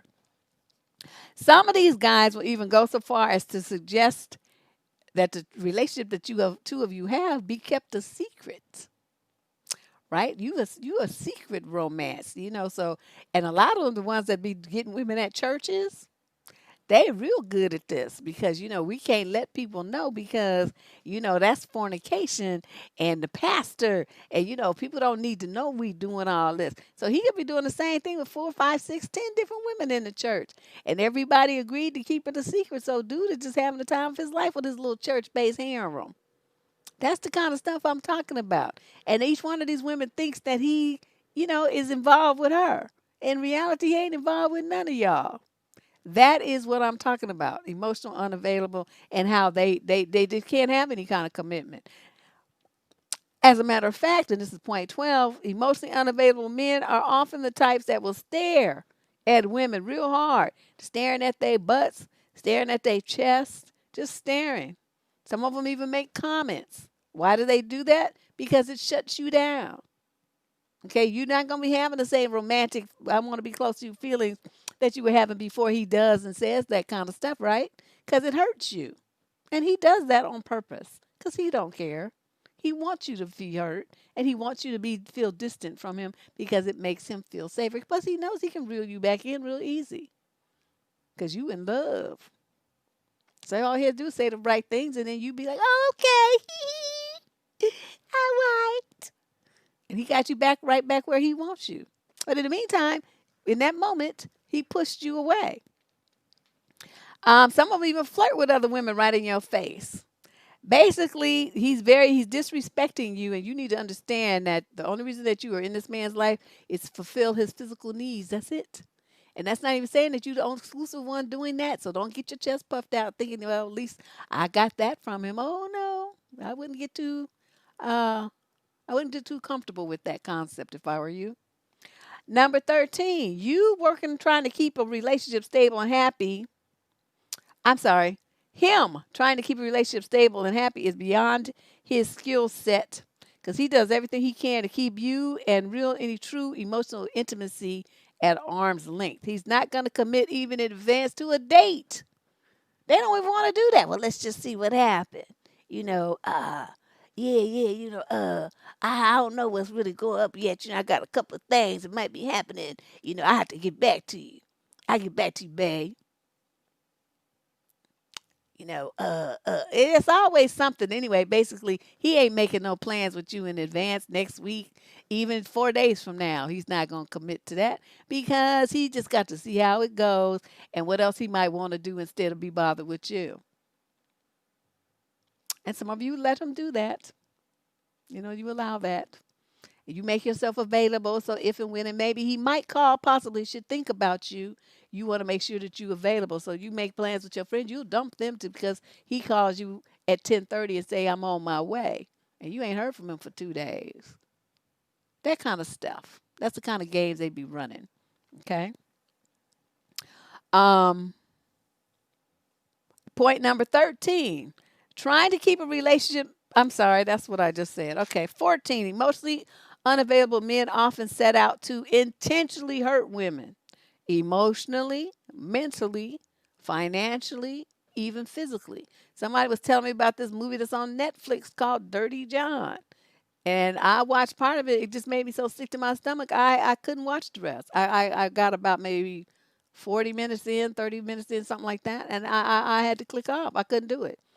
And this guy, it was like he played such a game with that poor woman and even her whole family. And the whole point, what he was doing was, it was his goal. He picked her as his victim because she had money and she could do stuff for him financially and socially that he couldn't do by himself. She was his mark. And so, these guys, you got to understand, you think it's an accident. You make excuses for them. You give them passes. You give them second chances, the fifth chance, the 10th chance, the 57th chance. You give him all these chances after he come back lying about what he did was an accident, he didn't mean it and all this kind of stuff. But basically, you have to understand that this dude, he doesn't care what you feel. He doesn't care how he hurts you. It's all about what you going to do for him and how he feels. And he wants to get as much as possible from you with as little investment of himself as possible. A little investment emotionally, a little investment in time, and as little investment in financially. Although, like I said, some of them will get, if he got a lot of money, he will give you stuff. He will buy you stuff. But you ain't going to get no time and you ain't going to get too much of anything else from him. He'll just buy you stuff and basically tell you, just take this stuff and get out of my face. That's essentially what he's saying. And some of you are okay with that, you know. Yeah, her daughter was on it, but she didn't listen because she was all in love. She was in love. The daughter wasn't in love. So she was like, what is this? Um, this guy is incapable of not only identifying your feelings and what you may be going through, he can't validate those at all. Just a simple sentence like, I can see that you're hurting, baby, I'm sorry. Stuff like that. He can't do that because he doesn't even see that you're hurting. Because he's like feelings are like foreign to him. Okay, it's really weird. I don't know how y'all do these kind of relationships with these men. That would just make me just want to just go start bopping folks. Okay, number 15. You also find that they have this pattern of behavior where they can't remember things about you, right? You tell them stuff about you, and it's like, you being vulnerable and emotionally open, and you talking about your hurts and pains and stuff, and he can't remember. You thinking you sharing your soul and giving him keys to the kingdom. He can't remember nothing. Or, is that what you said? Was that what you meant? Well, I don't remember. I don't remember you telling me that. And you cried about it. You agonized over it before you told him. And then he's just like, I don't remember. How do you think that makes the woman feel? They don't care. He's not gonna remember stuff that you may have told him even just over the past couple of dates. Like, you going for this promotion and, something's happening, you studying, you taking a class for it and this and that, blah, blah, blah. I mean, you're excited. This is something that's important to you. He's like, we talked about that? I don't remember. Your birthday, your name. Also, this one woman was talking about how her boyfriend, like they broke up like a year and a half later. And the reason why she broke up with him is because something happened, and she realized that her little son, that he half lived at the house with her and been dealing with this boy for a year and a half, he could not remember the child's name. That was what made her break up with him finally. It wasn't about her. It was the fact that he disrespected her little son that much. And mothers sometimes, it takes a certain button to press us about our kids, and then suddenly all kind of she bear comes out. And that's what finally happened. That's what finally woke her up. That he couldn't even remember her son's name. And she was so outdone that that's was a trigger for her. Number 16. Emotionally unavailable men are masters at delivering mixed messages and making mind changing at the speed of light. Okay, they just like, yesterday or even 2 hours ago it was this thing, and now it's this other thing. And you like, what? How did that happen? How could you have changed your mind that fast? What is this? So, they give you this. They're basically master wordsmiths. Ooh, honey, they can spin some words so fast and so beautiful. And at the end of all that talking, you don't know what he said. You ask, so what are we? Okay, this is a simple question that requires a very simple answer, right? Well, what are we? We are two people aligned under the sun who believe in finding destiny in our world together, and together we'll change everything. It'll just be a beautiful place. And essentially we'll involve our people and family and friends in it, and we'll become best friends, and we'll do this and that and blah blah blah. And in the future, I see this. Okay, now he could go on and on like that for 10 minutes, right? He just making you dizzy with all them words he's saying that don't really mean nothing. Oops, somebody just had an accident out there. Talking like Oswald Bates. Remember from In Living Color? Just talking all crazy. And you don't, the answer to your question, which was, what are we, has not been answered. Like, you go away delirious from all the words he used. But when your friend says, girl, okay, so you asked him, girl, you asked him, what did he say? So what are you? What does he describe it as? And you sit there, you go over all the words he used, and then you realize that you heard about, I don't know, 90,000 words in those minutes, and yet you don't really, you're not sure what the answer is to your question because he didn't answer it, and he did that on purpose. Okay. Now he's gonna say that he wants to be close to you and he wants a commitment and everything. But the words are gonna say that, but his actions are gonna say something else. So those of you who like to be stuck on words, because women are very auditory, so you get stuck on the words, and then you kind of forget. Okay, but what he's doing is contradicting those words. So maybe I should think about what he's doing versus what he's saying. Cause I'm like, what you doing? I'm an action person. Don't say nothing to me. You don't ever have to tell me you love me. I want to see it though. I want to see it in how you treat me and what you do. Okay, that's me. So yeah, that pulling away thing, the creating the arguments and putting that wall up, that's still just again designed to push you away and keep you from getting too close to him. It's a defense mechanism, basically, because what he wants to do is keep you from having the power to destroy him. And he knows that could happen if you get in too close because, to really get love, you have to risk the pain of it going away. You have to risk to feel that way. And I remember this guy I was dating too, just like, ooh, that's oof. When you're young, you just don't know what you be hearing. But I knew this was wrong because he was sitting there telling me how much he cared about me and stuff. And then he says, but you have the power to destroy me. He said that to me. We was about, I don't know, 19 maybe.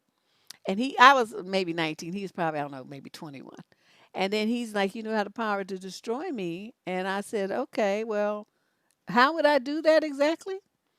And so then he starts rattling off, the stuff about how he loves and all this stuff. I said, so, but if I feel that way about, same way about you, then don't we have the power to destroy each other? So we can either really love each other or we can destroy each other. So, and I think it's kind of our choice, don't you? And I figured that out at 19, and I told him that. And the look, I remember the look on his face, because I don't know what game he was trying to get ready to set up, but whatever it was, I circumvented it and shut it down. And so that was where the conversation ended. But I'm like, I got as much invested in this, and this is just as risky for me as it is for you. So it's like, what you talking about? You tripping. So there, we never had, anyway, that didn't last too long. Number 17, men who are emotionally unavailable love to triangulate you. They will put you in a situation with some other woman in a heartbeat. Because, like, okay, let's go over some examples. Because we're like, well, what does that mean? Let's think about a triangle. It has 3 points, right? And it don't matter. They had the isosceles triangles and all these other different kinds of triangles. It don't matter. It still got 3 points, and that's a triangle. So you would have a guy who's like could be married and on a dating site trying to hook him up some, side action. A guy who's married and got a full-fledged another girlfriend. A guy who's married not only has a girlfriend but has a kid outside his marriage. Okay, this could be a guy who's living with somebody else, but he's trying to get with you and cheat with you. Or you got a guy who's he's on a personal site claiming that he's looking for a relationship, but he's, dipping and dabbing with 3, 4, 5, 6, 7, 10 women. Or you got a guy who's got a woman pregnant, but he's over there trying to mess with somebody else. Well, I don't really want her. That was an accident. We wasn't even really together like that. But she pregnant and having my baby, this and that, and blah, blah, blah. So somehow it's going to be her fault, that he's becoming a dad. It's not his fault for doing what it takes to make a baby. Somehow he forgot that part. Okay. But no matter what you do, these guys are going to lie and game and manipulate you into feeling something for them. So you get involved, and then the next thing you're giving to him, right? You're giving him emotional support. You're giving him your body. You're giving him whatever, and you feel like you're building this relationship with him. But understand that he cannot commit to just one person. He cannot do that. No matter how much you love him, how long you quote been together, how many babies you pump out, how many dogs, cars, or houses you buy with him, is not going to matter. He's not trying to be with you like that. They don't invest in any one person in case it gets, too close and too risky for him emotionally. Okay. Oh yeah, they are blame shifting is a class. That's the number one thing the emotional unavailable do because they don't want to be feeling upset about something that he done or feeling guilty about how they hurt you. That's why I say my thing is, I mean, I don't have that trait, but I'm very clear with people. If I should treat you that way, please understand that it was intentional. Okay, I meant to hurt you. I did it on purpose. I wanted to see you hurt. I wanted to see you cry. Now, at least I will tell you, these guys won't. They'll just play the game and pretend like they in a relationship with you and love you and stuff, and then hit you, from behind. I'm gonna hit you in the face. I'm gonna just tell you, no, I don't care about you like that. And so this is going to be repercussions of that. Now, if you want to stick around and handle that, that's on you. But I'm warning you, like a rattlesnake shakes its tail, I'm gonna bite you and it's gonna hurt. So you need to, take heed and get ghost. If you don't do that, you want to sit around and you take it. Well, that's on you. I can't stop you. All right. Number 19 rather. Wait, where did I left? Okay, number 18. I'm sorry. Emotionally unavailable men are shut down. They're cynical. They're pessimistic. They're negative about life and everything in it. They're really negative about women. These are the guys you see online, right? On YouTube, talking all kind of smack about women and how evil and horrible women are. Okay, these guys are emotionally unavailable. Any of you think you can get with them and change them and your love is going to heal them and all this stuff? You dumb. Stop thinking like that. Don't waste your time. These guys, even if you're in a relationship with them, they're going to be critical of you, your hair, your hobbies, your friends, your job, your money, how you talk, how you keep your house, your furniture, your artwork, anything and everything. He's going to have something negative and nasty to say to pick you apart about it. That's all. That's what they do. Okay. They often suffer from depression and anxiety, but since they're unaware of their feelings, they don't even realize that that's what's happening. They're just so out of touch with themselves. Number 19, the emotionally unavailable man is highly anxious. You'll see certain kinds of weird behaviors, like they always wiggle their feet, they tap, they always moving, they tapping their fingers, they got some kind of nervous habit that they do that shows that he's not relaxed at all. A lot of them, they're talking to him, right? And he's not looking at you. His eyes are darting around. Because he's in his head and he's thinking stuff. He's hearing you, maybe. I mean, sometimes I don't even think they be listening at all. They be having a conversation in their head. And so you can judge that. But if you say, did you just hear what I said? And they be like, oh, what? Because they're snapping them out of that fugue state they went into in their head. They're just not trying to connect to you any kind of way. And you ladies will get frustrated and you will repeat what you said, trying to get him to understand you. He needs to understand what I'm saying. He ain't trying to understand what you're saying. He don't have ADHD. Don't be trying to give him some kind of pass. He's doing this on purpose. He's not trying to hear you. He's not trying to connect to you. He don't even want to hear the words you got to say. That's what it is. That's not no medical diagnosis. It's just stupid man ease. That's all that is. But understand though, anxiety is based on fear. When people have anxiety, they're fear based. They're worried about something. They're fearful of something happening. So for him, he's afraid of intimacy. He's afraid of being overwhelmed by your emotions or your neediness. He's afraid of being hurt and he's afraid of being judged. A lot of them are afraid of dying. They try to stay perpetually young and talk about, well, I look younger than that. I mean, they really worried about looking youthful and getting work done on their face and using all these creams and potions and stuff. It's the most bizarre thing. They're afraid of being exposed for the fraud that they are instead of who he is presenting himself to be. He don't want you to pull off that wolf skin and see I mean, that sheepskin and see that wolf underneath. He's not trying to have himself exposed like that. Most of these guys suffer from a deep sense of shame and a deep sense, deep-seated belief that they're not good enough. They're really not good enough. He's inadequate, and he knows he's useless and a waste of time and just a bad person to be breathing. They know this about themselves, but they're hoping that you don't find out. And the way that they can do that is by keeping you from getting too close. Okay. Number 20, he goes through great pains to keep his life and your life separate.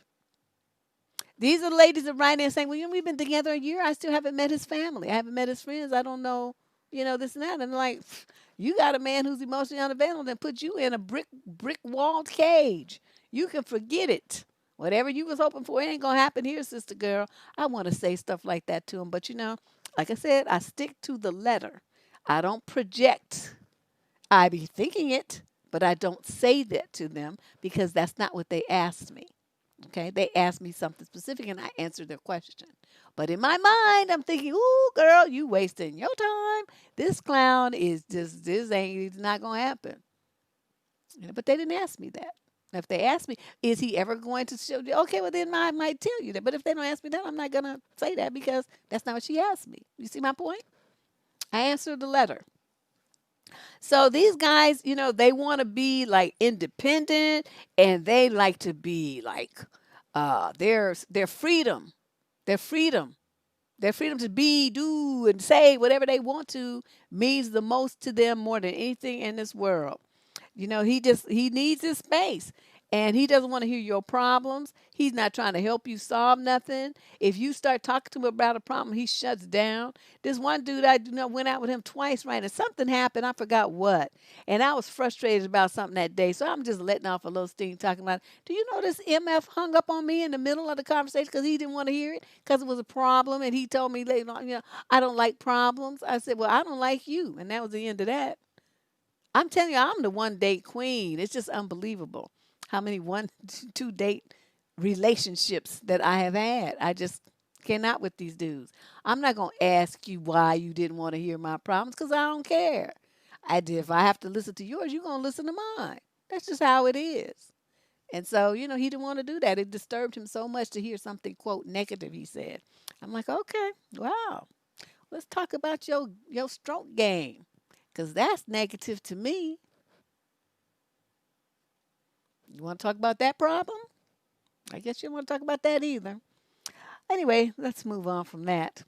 Um, and you got to remember, like, he don't want you to meet the people close to him. A lot of times because he done filled your head with smoke and mirrors, right, and all this game and lies and all this kind of stuff. But he can't let you meet these people because, see, then they're going to be like, um, you say, oh, so-and-so told me that you guys went, last weekend you went skiing and this and that. He going to be like, who went skiing, right? You're going to bust him out. His friend's going to inadvertently bust him out and you going to know that he's lying. And so he doesn't want you to meet any friends like that because, they're going to be like, dude, don't be getting me involved in your lies like that. It's going to create problems for him and he'll lose his power to manipulate and control you. So in order to do that, he has to keep the people who really know him on a way that, they might be childhood friends or whatever, relatives. He gonna keep you away from them because they gonna tell the truth about him, and you can't possibly do that. He doesn't want that. Number 21, he has no curiosity or interest in knowing much about you. These are women that you hear them, they say, I went on a date with him and all he did was talk about himself. Or my boyfriend, all he does is talk about himself. He never asked me about my day. He never asked me about myself. Okay, what are you doing there? This is not only a narcissist, but this is a man who's emotionally unavailable to you. He's not trying to get you involved in your life and know you like that and get attached to you on that level. He's not trying to know that about you. So that should be a red flag as well. Yeah, I'm in church, CA. This is the church of Deb. Okay. The church of Deb. That's a completely different vehicle for the sharing of knowledge and spiritual and mental and emotional growth. Okay. This is the church of Deb, completely different from any other kind of church that you may attend, have attended in the past or will attend in the future. All right. So, and then this one we say Ashe. We're gonna borrow from the hoteps. We're gonna say ashe instead of amen. So I'm gonna mix this up. Okay. Next time I might have use a mosque. You just never know about me. Okay, so now let's talk about this. Okay, so he doesn't want you, he just sees you as an object, in other words. Talking about himself, that's a huge red flag. Women to him are merely vehicles to toy with to get his needs met. Okay, even if you're a friend, like as a guy, as a guy, you'd be a friend with a dude like this. He's only going to talk about superficial stuff and never really try to get to know you either. And I find it most amazing how men do this when, okay, they'll think, oh, this is my buddy, this and that, right? Dudes having marital problems up the yin yang. His kid is sick in the cancer treatment or something. I mean, some really serious stuff is going on in one of the dudes' lives. Do you know they will not tell the other guys?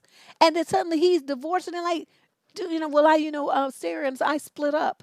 And his friends are like, what? We didn't even know you were having problems. When did this happen? What happened? He don't want to talk about it.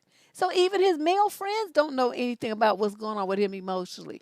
These guys are so shut down. I'm telling you, it is just really sad. Number 22, public displays of affection.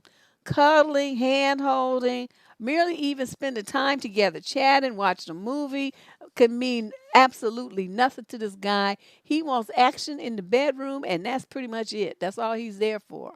If you aren't talking about that, then he has no interest in being around you at all. He can, text you and talk to you on the phone and stuff, but be physically in your presence. Unless it's something about some butt, he ain't going to be around.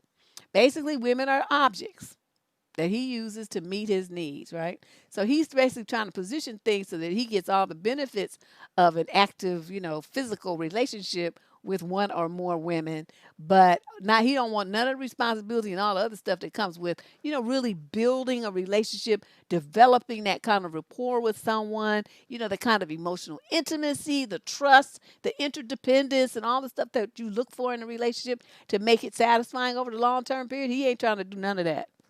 He ain't trying to do none of that. Number 23, emotionally unavailable men are really hard to deal with. I know a lot of women do that.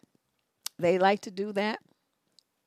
I think y'all like to do that because it's a distraction from your own life, right? But these are the guys that have that attitude, it's got to be my way or it's the highway. He's like a dictator. And he makes all the decisions about the relationship, which I don't like, which is why I tell women, it's like, you don't ask him, what are we doing? You tell him what we are doing. And he has a choice to say, well, I don't want to do that or not. But you don't ask him, well, what are we doing? You decide what's going on for you. He don't get to decide that. Now, his decision power is, do I want to participate or not?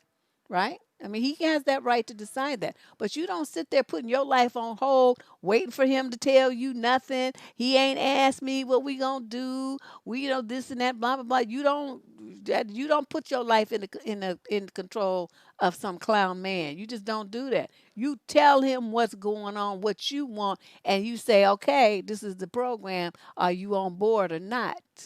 If you not, get out of my life. Don't call me no more and delete my number. If you are, then let's go. And I want to see, this and that.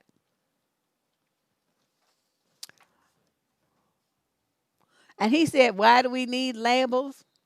Say, well, no, we don't, but I do. And that's up to you, ladies. I mean, I'm not a big label person myself, but that's not me. That's most women aren't like me. They want to know, are we boyfriend and girlfriend? What we know. They want to, fiancés, husband or what? They want like a label so that it's clear in their mind what's going on here. I probably have some of these traits myself, and I just don't want a label. I don't want you claiming me. I'm going to tell I decide that I want to be claimed. You don't get to slap a label on me. And so the guys are like, well, I want you to be my lady. No. Even the man I eventually married, well, let's get married. No, no. I'm not interested in that, says Deborah. So, I mean, whatever. I just don't want to. I'm not a big label person. So that's just how it is. Let's move on to Point 24, and then we'll follow with the final one. 24, emotionally unavailable men tend to be criminals. Did you guys ever think about that? They're criminal minded because they're always trying to think about how they can get something for nothing, how they can use somebody, get over on somebody, take something that's not theirs. Okay, that's not a person who has any empathy and who can identify with somebody being a victim of them. They don't care. They gonna take it because they want it. You gonna give it to them whether you want to give it to them or not. These dudes are criminals, okay? And a lot of you will go and get yourself involved with these fools. They might be something lightweight, like he shoplifted when he was, I don't know, 16 or something. Well, now it's the record sealed and he hasn't done anything anymore. He walked on that wild side, dipped his toe in the water, and was like, oh no, that's not for me. Okay, so then he's cured of that. That's not a problem. That's not the kind of guy I'm talking about. A lot of people have youthful indiscretions. Okay, I'm talking about people who made this a lifestyle choice. They steady doing some crook stuff, steady in and out of jail, the pen, prison. I mean, they just doing some crazy stuff. It's like, get your life straight, my man. What you doing? And you ladies that go and find these dudes and be marrying dudes that's in prison and all that stuff. You dating some dude that's locked up behind bars. Oh no, no, no, no, no, no, no, no. Once you go in behind any place that's got like bars on it, whether it's a gated community of prison or a gated community where I don't have to, pass security to get up in there. I don't do cages and I don't do bars like that. I just don't. So you live in one of them gated communities if you want to. I'm never coming to your house. Never. I don't do those kind of things. I don't like that feeling of being caged in like that. You can't get out. You got to wait for that little door to go to let you out. Deb, don't do that. Okay, I want to be where I can just leave when I get ready. I'll park on the street and you could come and let me in. It better be a gate that you could turn the thing and I could get in and out. I'm trying to tell you, I have some very weird behavior things. I just don't do gated communities and I do not do prisons. I'm not going in there to visit you and I'm not going either. So that's just the way it is. But you got these boyfriends, they burglarizing stuff, they doing home invasions. They selling, they street corner pharmacists. That's what I'm trying to say. They done assaulted people. They done murdered people. Got arrested for domestic violence. All of these things point to someone who has no empathy. Okay, that is a psychological problem. That person is severely damaged. And even if they're fighting with other men, not women, because women, there's domestic violence, but they might be the kind that want to fight men all the time too.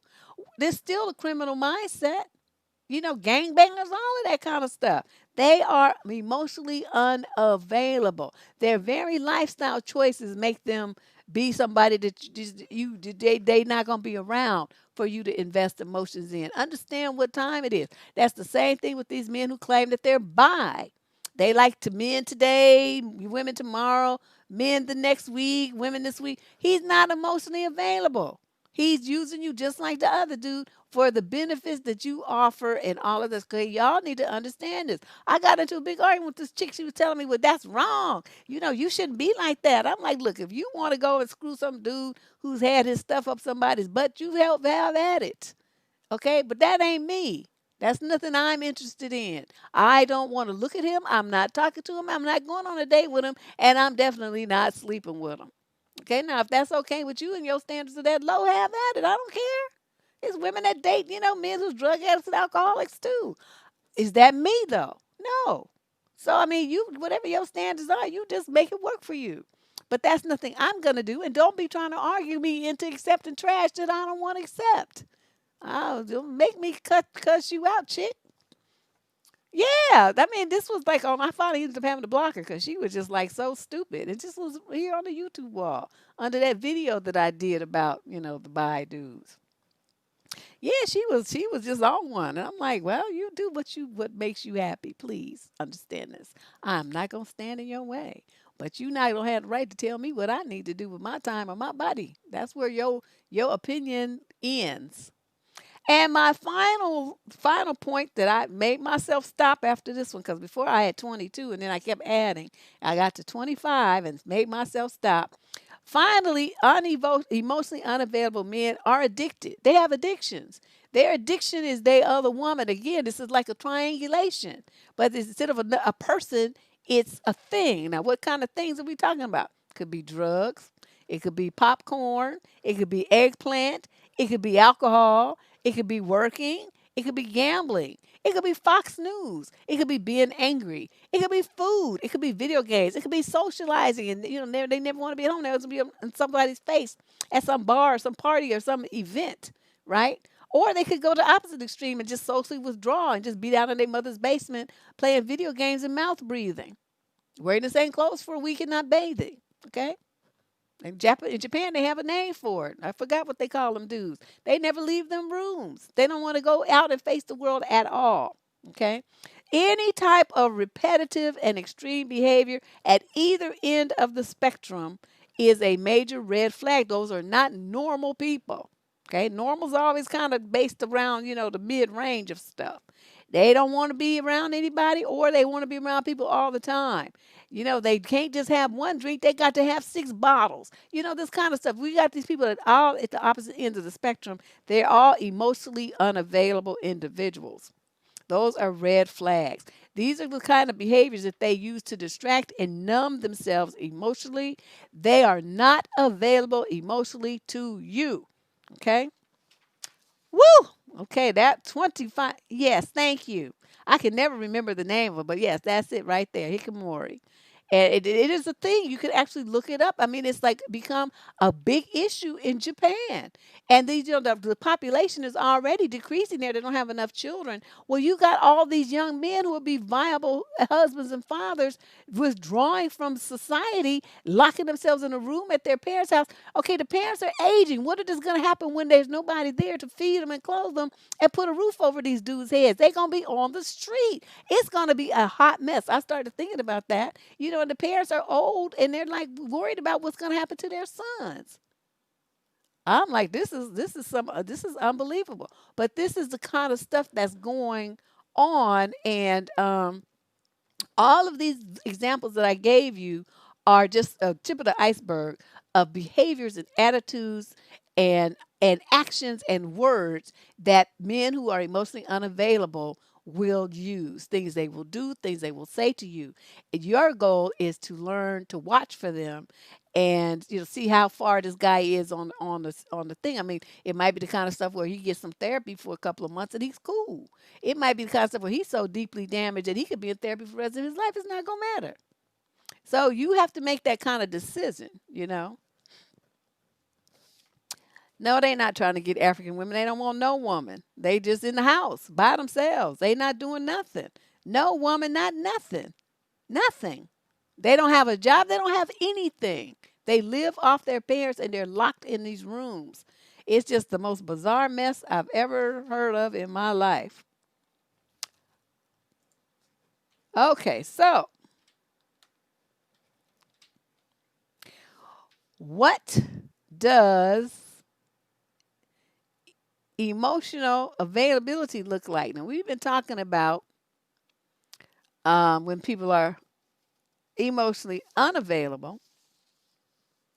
But what is it if somebody is emotionally available? What does that look like? Many of you have never seen that. You don't know what's going on with dude. Basically, what that means is that when you show up being authentic. You show up as who and what you are. Okay? Not what you wish you were, not your representative that you want to present to people. And you behave like a grown up, okay? Responsible, accountable, decision maker. That's what you do. You express your needs and your desires and your goals in a clear manner that's not ambiguous and cloudy and confusing to the person who's hearing it. You're clear. And you also need to speak up when you're not comfortable about something. This is for you women.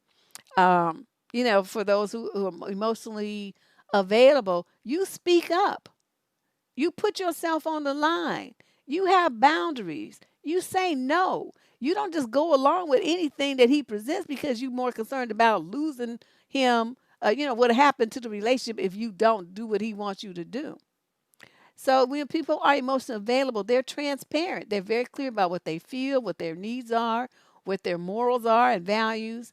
And they're not afraid to risk rejection. I mean, nobody likes that, but you know that if you love by somebody after that, you really show them who and what you are, You know that the love they feel for you is real. They're not loving your false face. And people who are emotionally available also go slow. Because if you have a relationship that's lasting and that makes sense, it's going to be built on a foundation of similar values and morals. And all of that takes time, not just to discover, but, to really understand about the other person.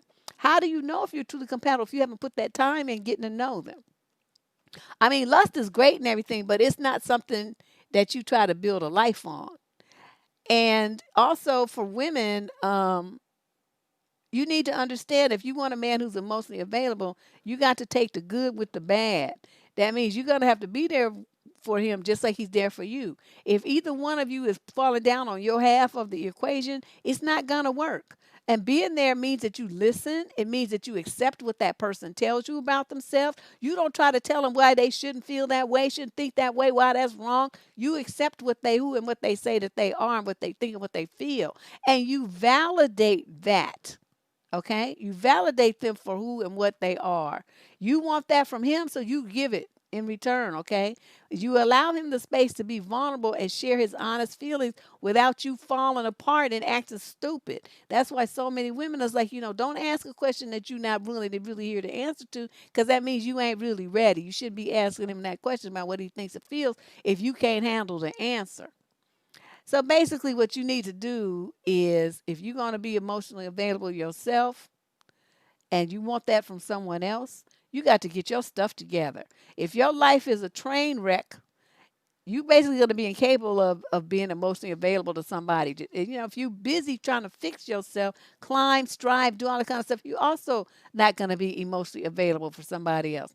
If you have some kind of addiction and you need to go to rehab, take your butt over there and sign up. If you need therapy because you having all kind of psychological, mental, and emotional problems, get your behind to a therapist. You can't pray that away, and it's not going to go away in time and heal by itself. If you need to get your money right, then look for ways to get a second job or a profitable side hustle. If you feel empty inside, find some creative outlets to fill your joy cup up. A man in a relationship is not it. That's not the answer. Okay? That's just going to add drama. Every woman has talents and abilities. Develop yours. And when you feel good about who you are and you feel comfortable with yourself as a woman, you are far more likely to align yourself with a guy that's worth having, okay? Versus some just knucklehead.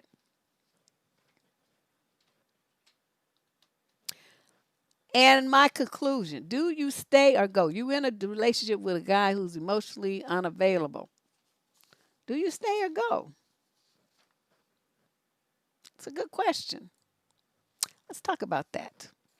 Because, we look at the instant relationships that people form these days with all these dating apps and these online dating sites and everything. Um, this is my personal opinion, judging by what the letters that come through to my advice column, the comments I read on Facebook, the stuff I see on social media, the stuff that you guys have shared in the chat streams for several years, right? We're doing this show. It would appear that the majority of the singles out here right now are emotionally unavailable somewhere on that spectrum. Am I saying it's insurmountable? No, I'm not saying that. I'm just saying understand that everybody's got some issues and everybody's got some emotional, uh, some baggage that's going to be a problem for them. You got some single people and some allegedly married and already committed folks living with folks, all this kind of stuff that are trying to have dual and multiple relationships, multiple partners. They're really not emotionally available. A lot of the women will be like, well, at least I'm his wife, but I'm his wife though. I'm his wife. Okay, well, did he forget? You must have forgot. He's not thinking about you. Okay, so don't be mad at other people because he's involved with them. Be mad at him because he forgot that he was married. He forgot. So your man is emotionally unavailable to you and everyone else. So don't be poking your chest out and being all proud that you married to a cheating, lying fool. Okay, you need to keep that a secret. You should be like, not letting people know that. Yeah, he must have forgot. He forgot. He's like, oh no, I forgot I got married 10 years ago and have 3 kids with this woman that I've been dating since college. I forgot. because he started following Mr. Willie. Mr. Willie was leading him in a different direction, and so he went. Now, what's really interesting is that if you have singles, you got to think about people who are in these committed relationships, right? So, okay, like you're dating somebody and you're not really interested in being committed and stuff, you're gonna dip out.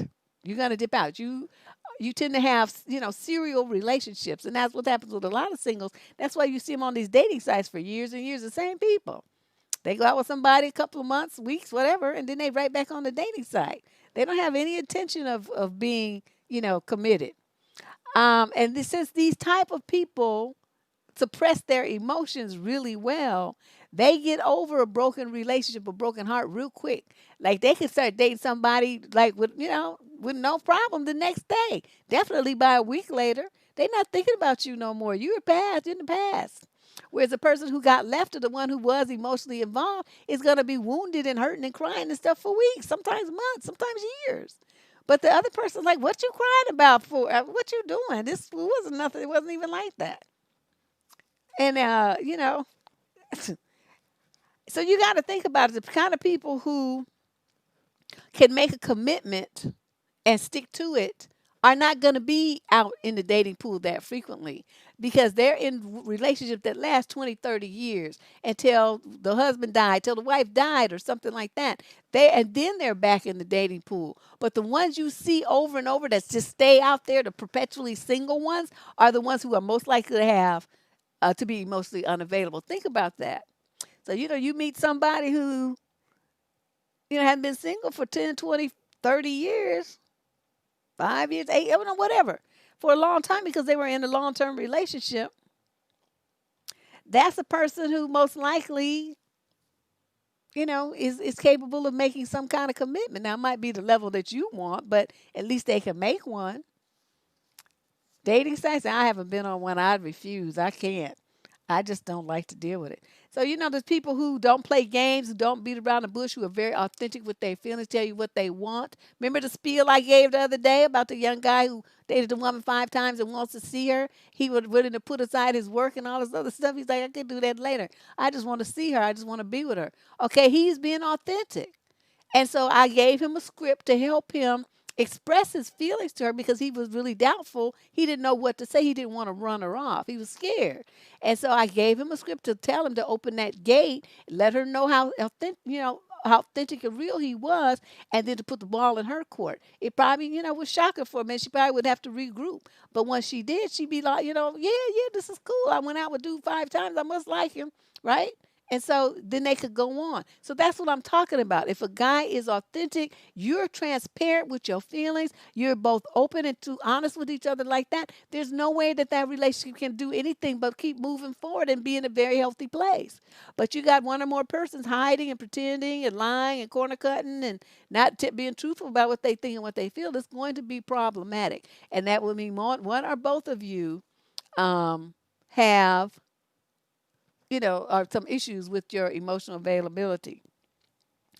A lot of women like that kind of stuff though, because they don't want it. If the guy's too straightforward and all that stuff, they feel like it takes away the romance. They like that wondering and the questions and the mystery and the doubt, and to them that causes sparks and it gets them intrigued and they be thinking about dude all day and where's this going, what is happening here. It's so romantic trying to figure him out and all this kind of stuff. You know what? Go and buy yourself one of the 2,500 piece puzzles and be mysterious and put that together. That's what you need to do.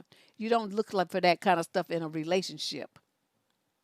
Yeah, exactly. It is fairy tale. Soap operas and fairy tales and way in too many women's minds as a reality way to be. And that ain't it. You want a man who's got to be enough to risk what he's really thinking and really feeling and, and have the courage to express it to you. Okay. Um, Yeah, you want that mystical, magical uncertainty, feeling like, oh, this is my soulmate. I have to make him mine, and you thinking you addicted to him and to love, but it's not. You just like drama. That's what it is. The drama is what stirs your heart. You wouldn't got a stable relationship with somebody, you wouldn't even know what to do with it. You confusing the highs and lows of toxicity and anxiety and worry and stuff with romance, and that's not romance. Romance, you both on the same page at the same time. So in closing, though men are not promoted as being the emotional one in relationships, as women, we know that men are highly emotional, often more than women, I think, but they just don't handle their emotions well. So they get confused and conflicted and, afraid of them, so they just bury them. They don't know what to do with them, so they just pretend like they don't have any, right? That's one solution. Um, so he's going to hide his heart away. And no matter how hard you try to get at it, no matter how hard you chip at it, no matter how hard much you beg for his time and attention and love and commitment and all that kind of stuff, it's just not going to happen. You're going to end up being very hurt, very frustrated, and very lonely in a quote relationship with a man like that. You're constantly chasing him for love that he's never going to really willingly give you. Basically, it means that you love somebody that you have no true emotional connection with. He's very fearful and protective of himself. That leaves you with a lot of doubt, a lot of anxiety, a lot of, you cry a lot. You don't understand what's going on in your relationship a lot, which hurts you and makes you feel very insecure. It impacts your self-esteem. It impacts your self-confidence. These kind of relationship with a guy who's just not there for you and who abandons you and leaves you to figure things out for yourself. I mean, well, how are you in a relationship if you don't even have that kind of support? He's just not there. He's just not there. He's not there mentally. He's not there emotionally, no kind of way. He's not there for you. All right. So basically, you feel like he just going through the motions. He just gives you just enough to keep you on the hook, just enough to keep you there. He gives you that intermittent reinforcement where every so often he's just the man of your dreams, and then he goes back into his cave, and then you are standing at the door of the cave, howling for him to come out again. Sometimes for months. All right. Ultimately, though, women in these kind of relationships get tired of it. They get tired of feeling alone. They get tired of the struggle with these men. They love them and everything, but they're just tired. They get worn down. So they file for divorce or they leave him. Sometimes they stay in a relationship with him, especially if they have kids, and they just cheat and get their emotional needs met elsewhere. But usually they file for divorce, and I think that's why the divorce rate, they say women file for anywhere between 65 and 80% of the divorces, and in women with very high incomes, over $200,000 a year, it's as high as 90% of the women file for divorce from their husbands because they're tired of it. They want, they want real love, and they're not getting it. The guys don't see that about themselves, though. You interact with them online, and they have all these negative, nasty things to say about the woman who left them. But you can see by their behavior patterns and the way that I ask them questions about the relationship, they don't have the right answers. They don't have really any knowledge of their wife and what she was feeling, and they feel like, well, it was all of a sudden. It's never all of a sudden with a woman. That means you was all on your own jock, dude. You wasn't paying no attention to your wife and her emotional status and emotional state, and that's why you're divorced and sitting there now mad. Well, as that ugly B word I hate to use, bitter, but unfortunately it applies in this case. And that's why you blaming her for the demise of your relationship and your hurt. In reality, the problem was you. You should have got yourself solved a shrink or something, so you could have given your wife the kind of relationship that she wanted, where she would have felt loved. And instead, she just felt used and hurt and alone and empty, and she couldn't do it anymore. And that's why you're divorced. But they see themselves as good, as good guys. I went to work every day and I never cheated on her. Is that all that you think that a woman gets married for? She gets married because of love and her desire for your companionship. If you withhold that from her and you got all these other things going on that I rattled off, them 25 things going on, then that's why your woman is not with you anymore. She just couldn't do it anymore.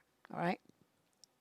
So, that's it. That's the men are happy with things the way that they are because they're mostly unavailable in their own world, and women want more. So this show was really good, I think, for women to understand why you choose these kind of guys and what you can do about it. And it's also good for men to hear from, their behavior analyzed in a neutral way because I don't know you.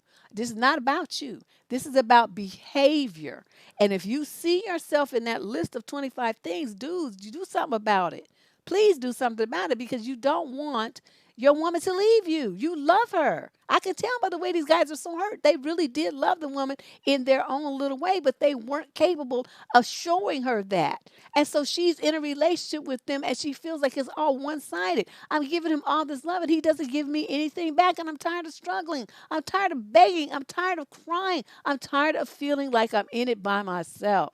So, dudes, this is your opportunity. You know, a lot of guys on YouTube are angry at women that left them and they don't understand why. This, I think, will address a lot of that for them if they take the time to listen to it and open and just be honest with themselves. Yeah, I did that. Yes, I said that. Yes, I treated her that way.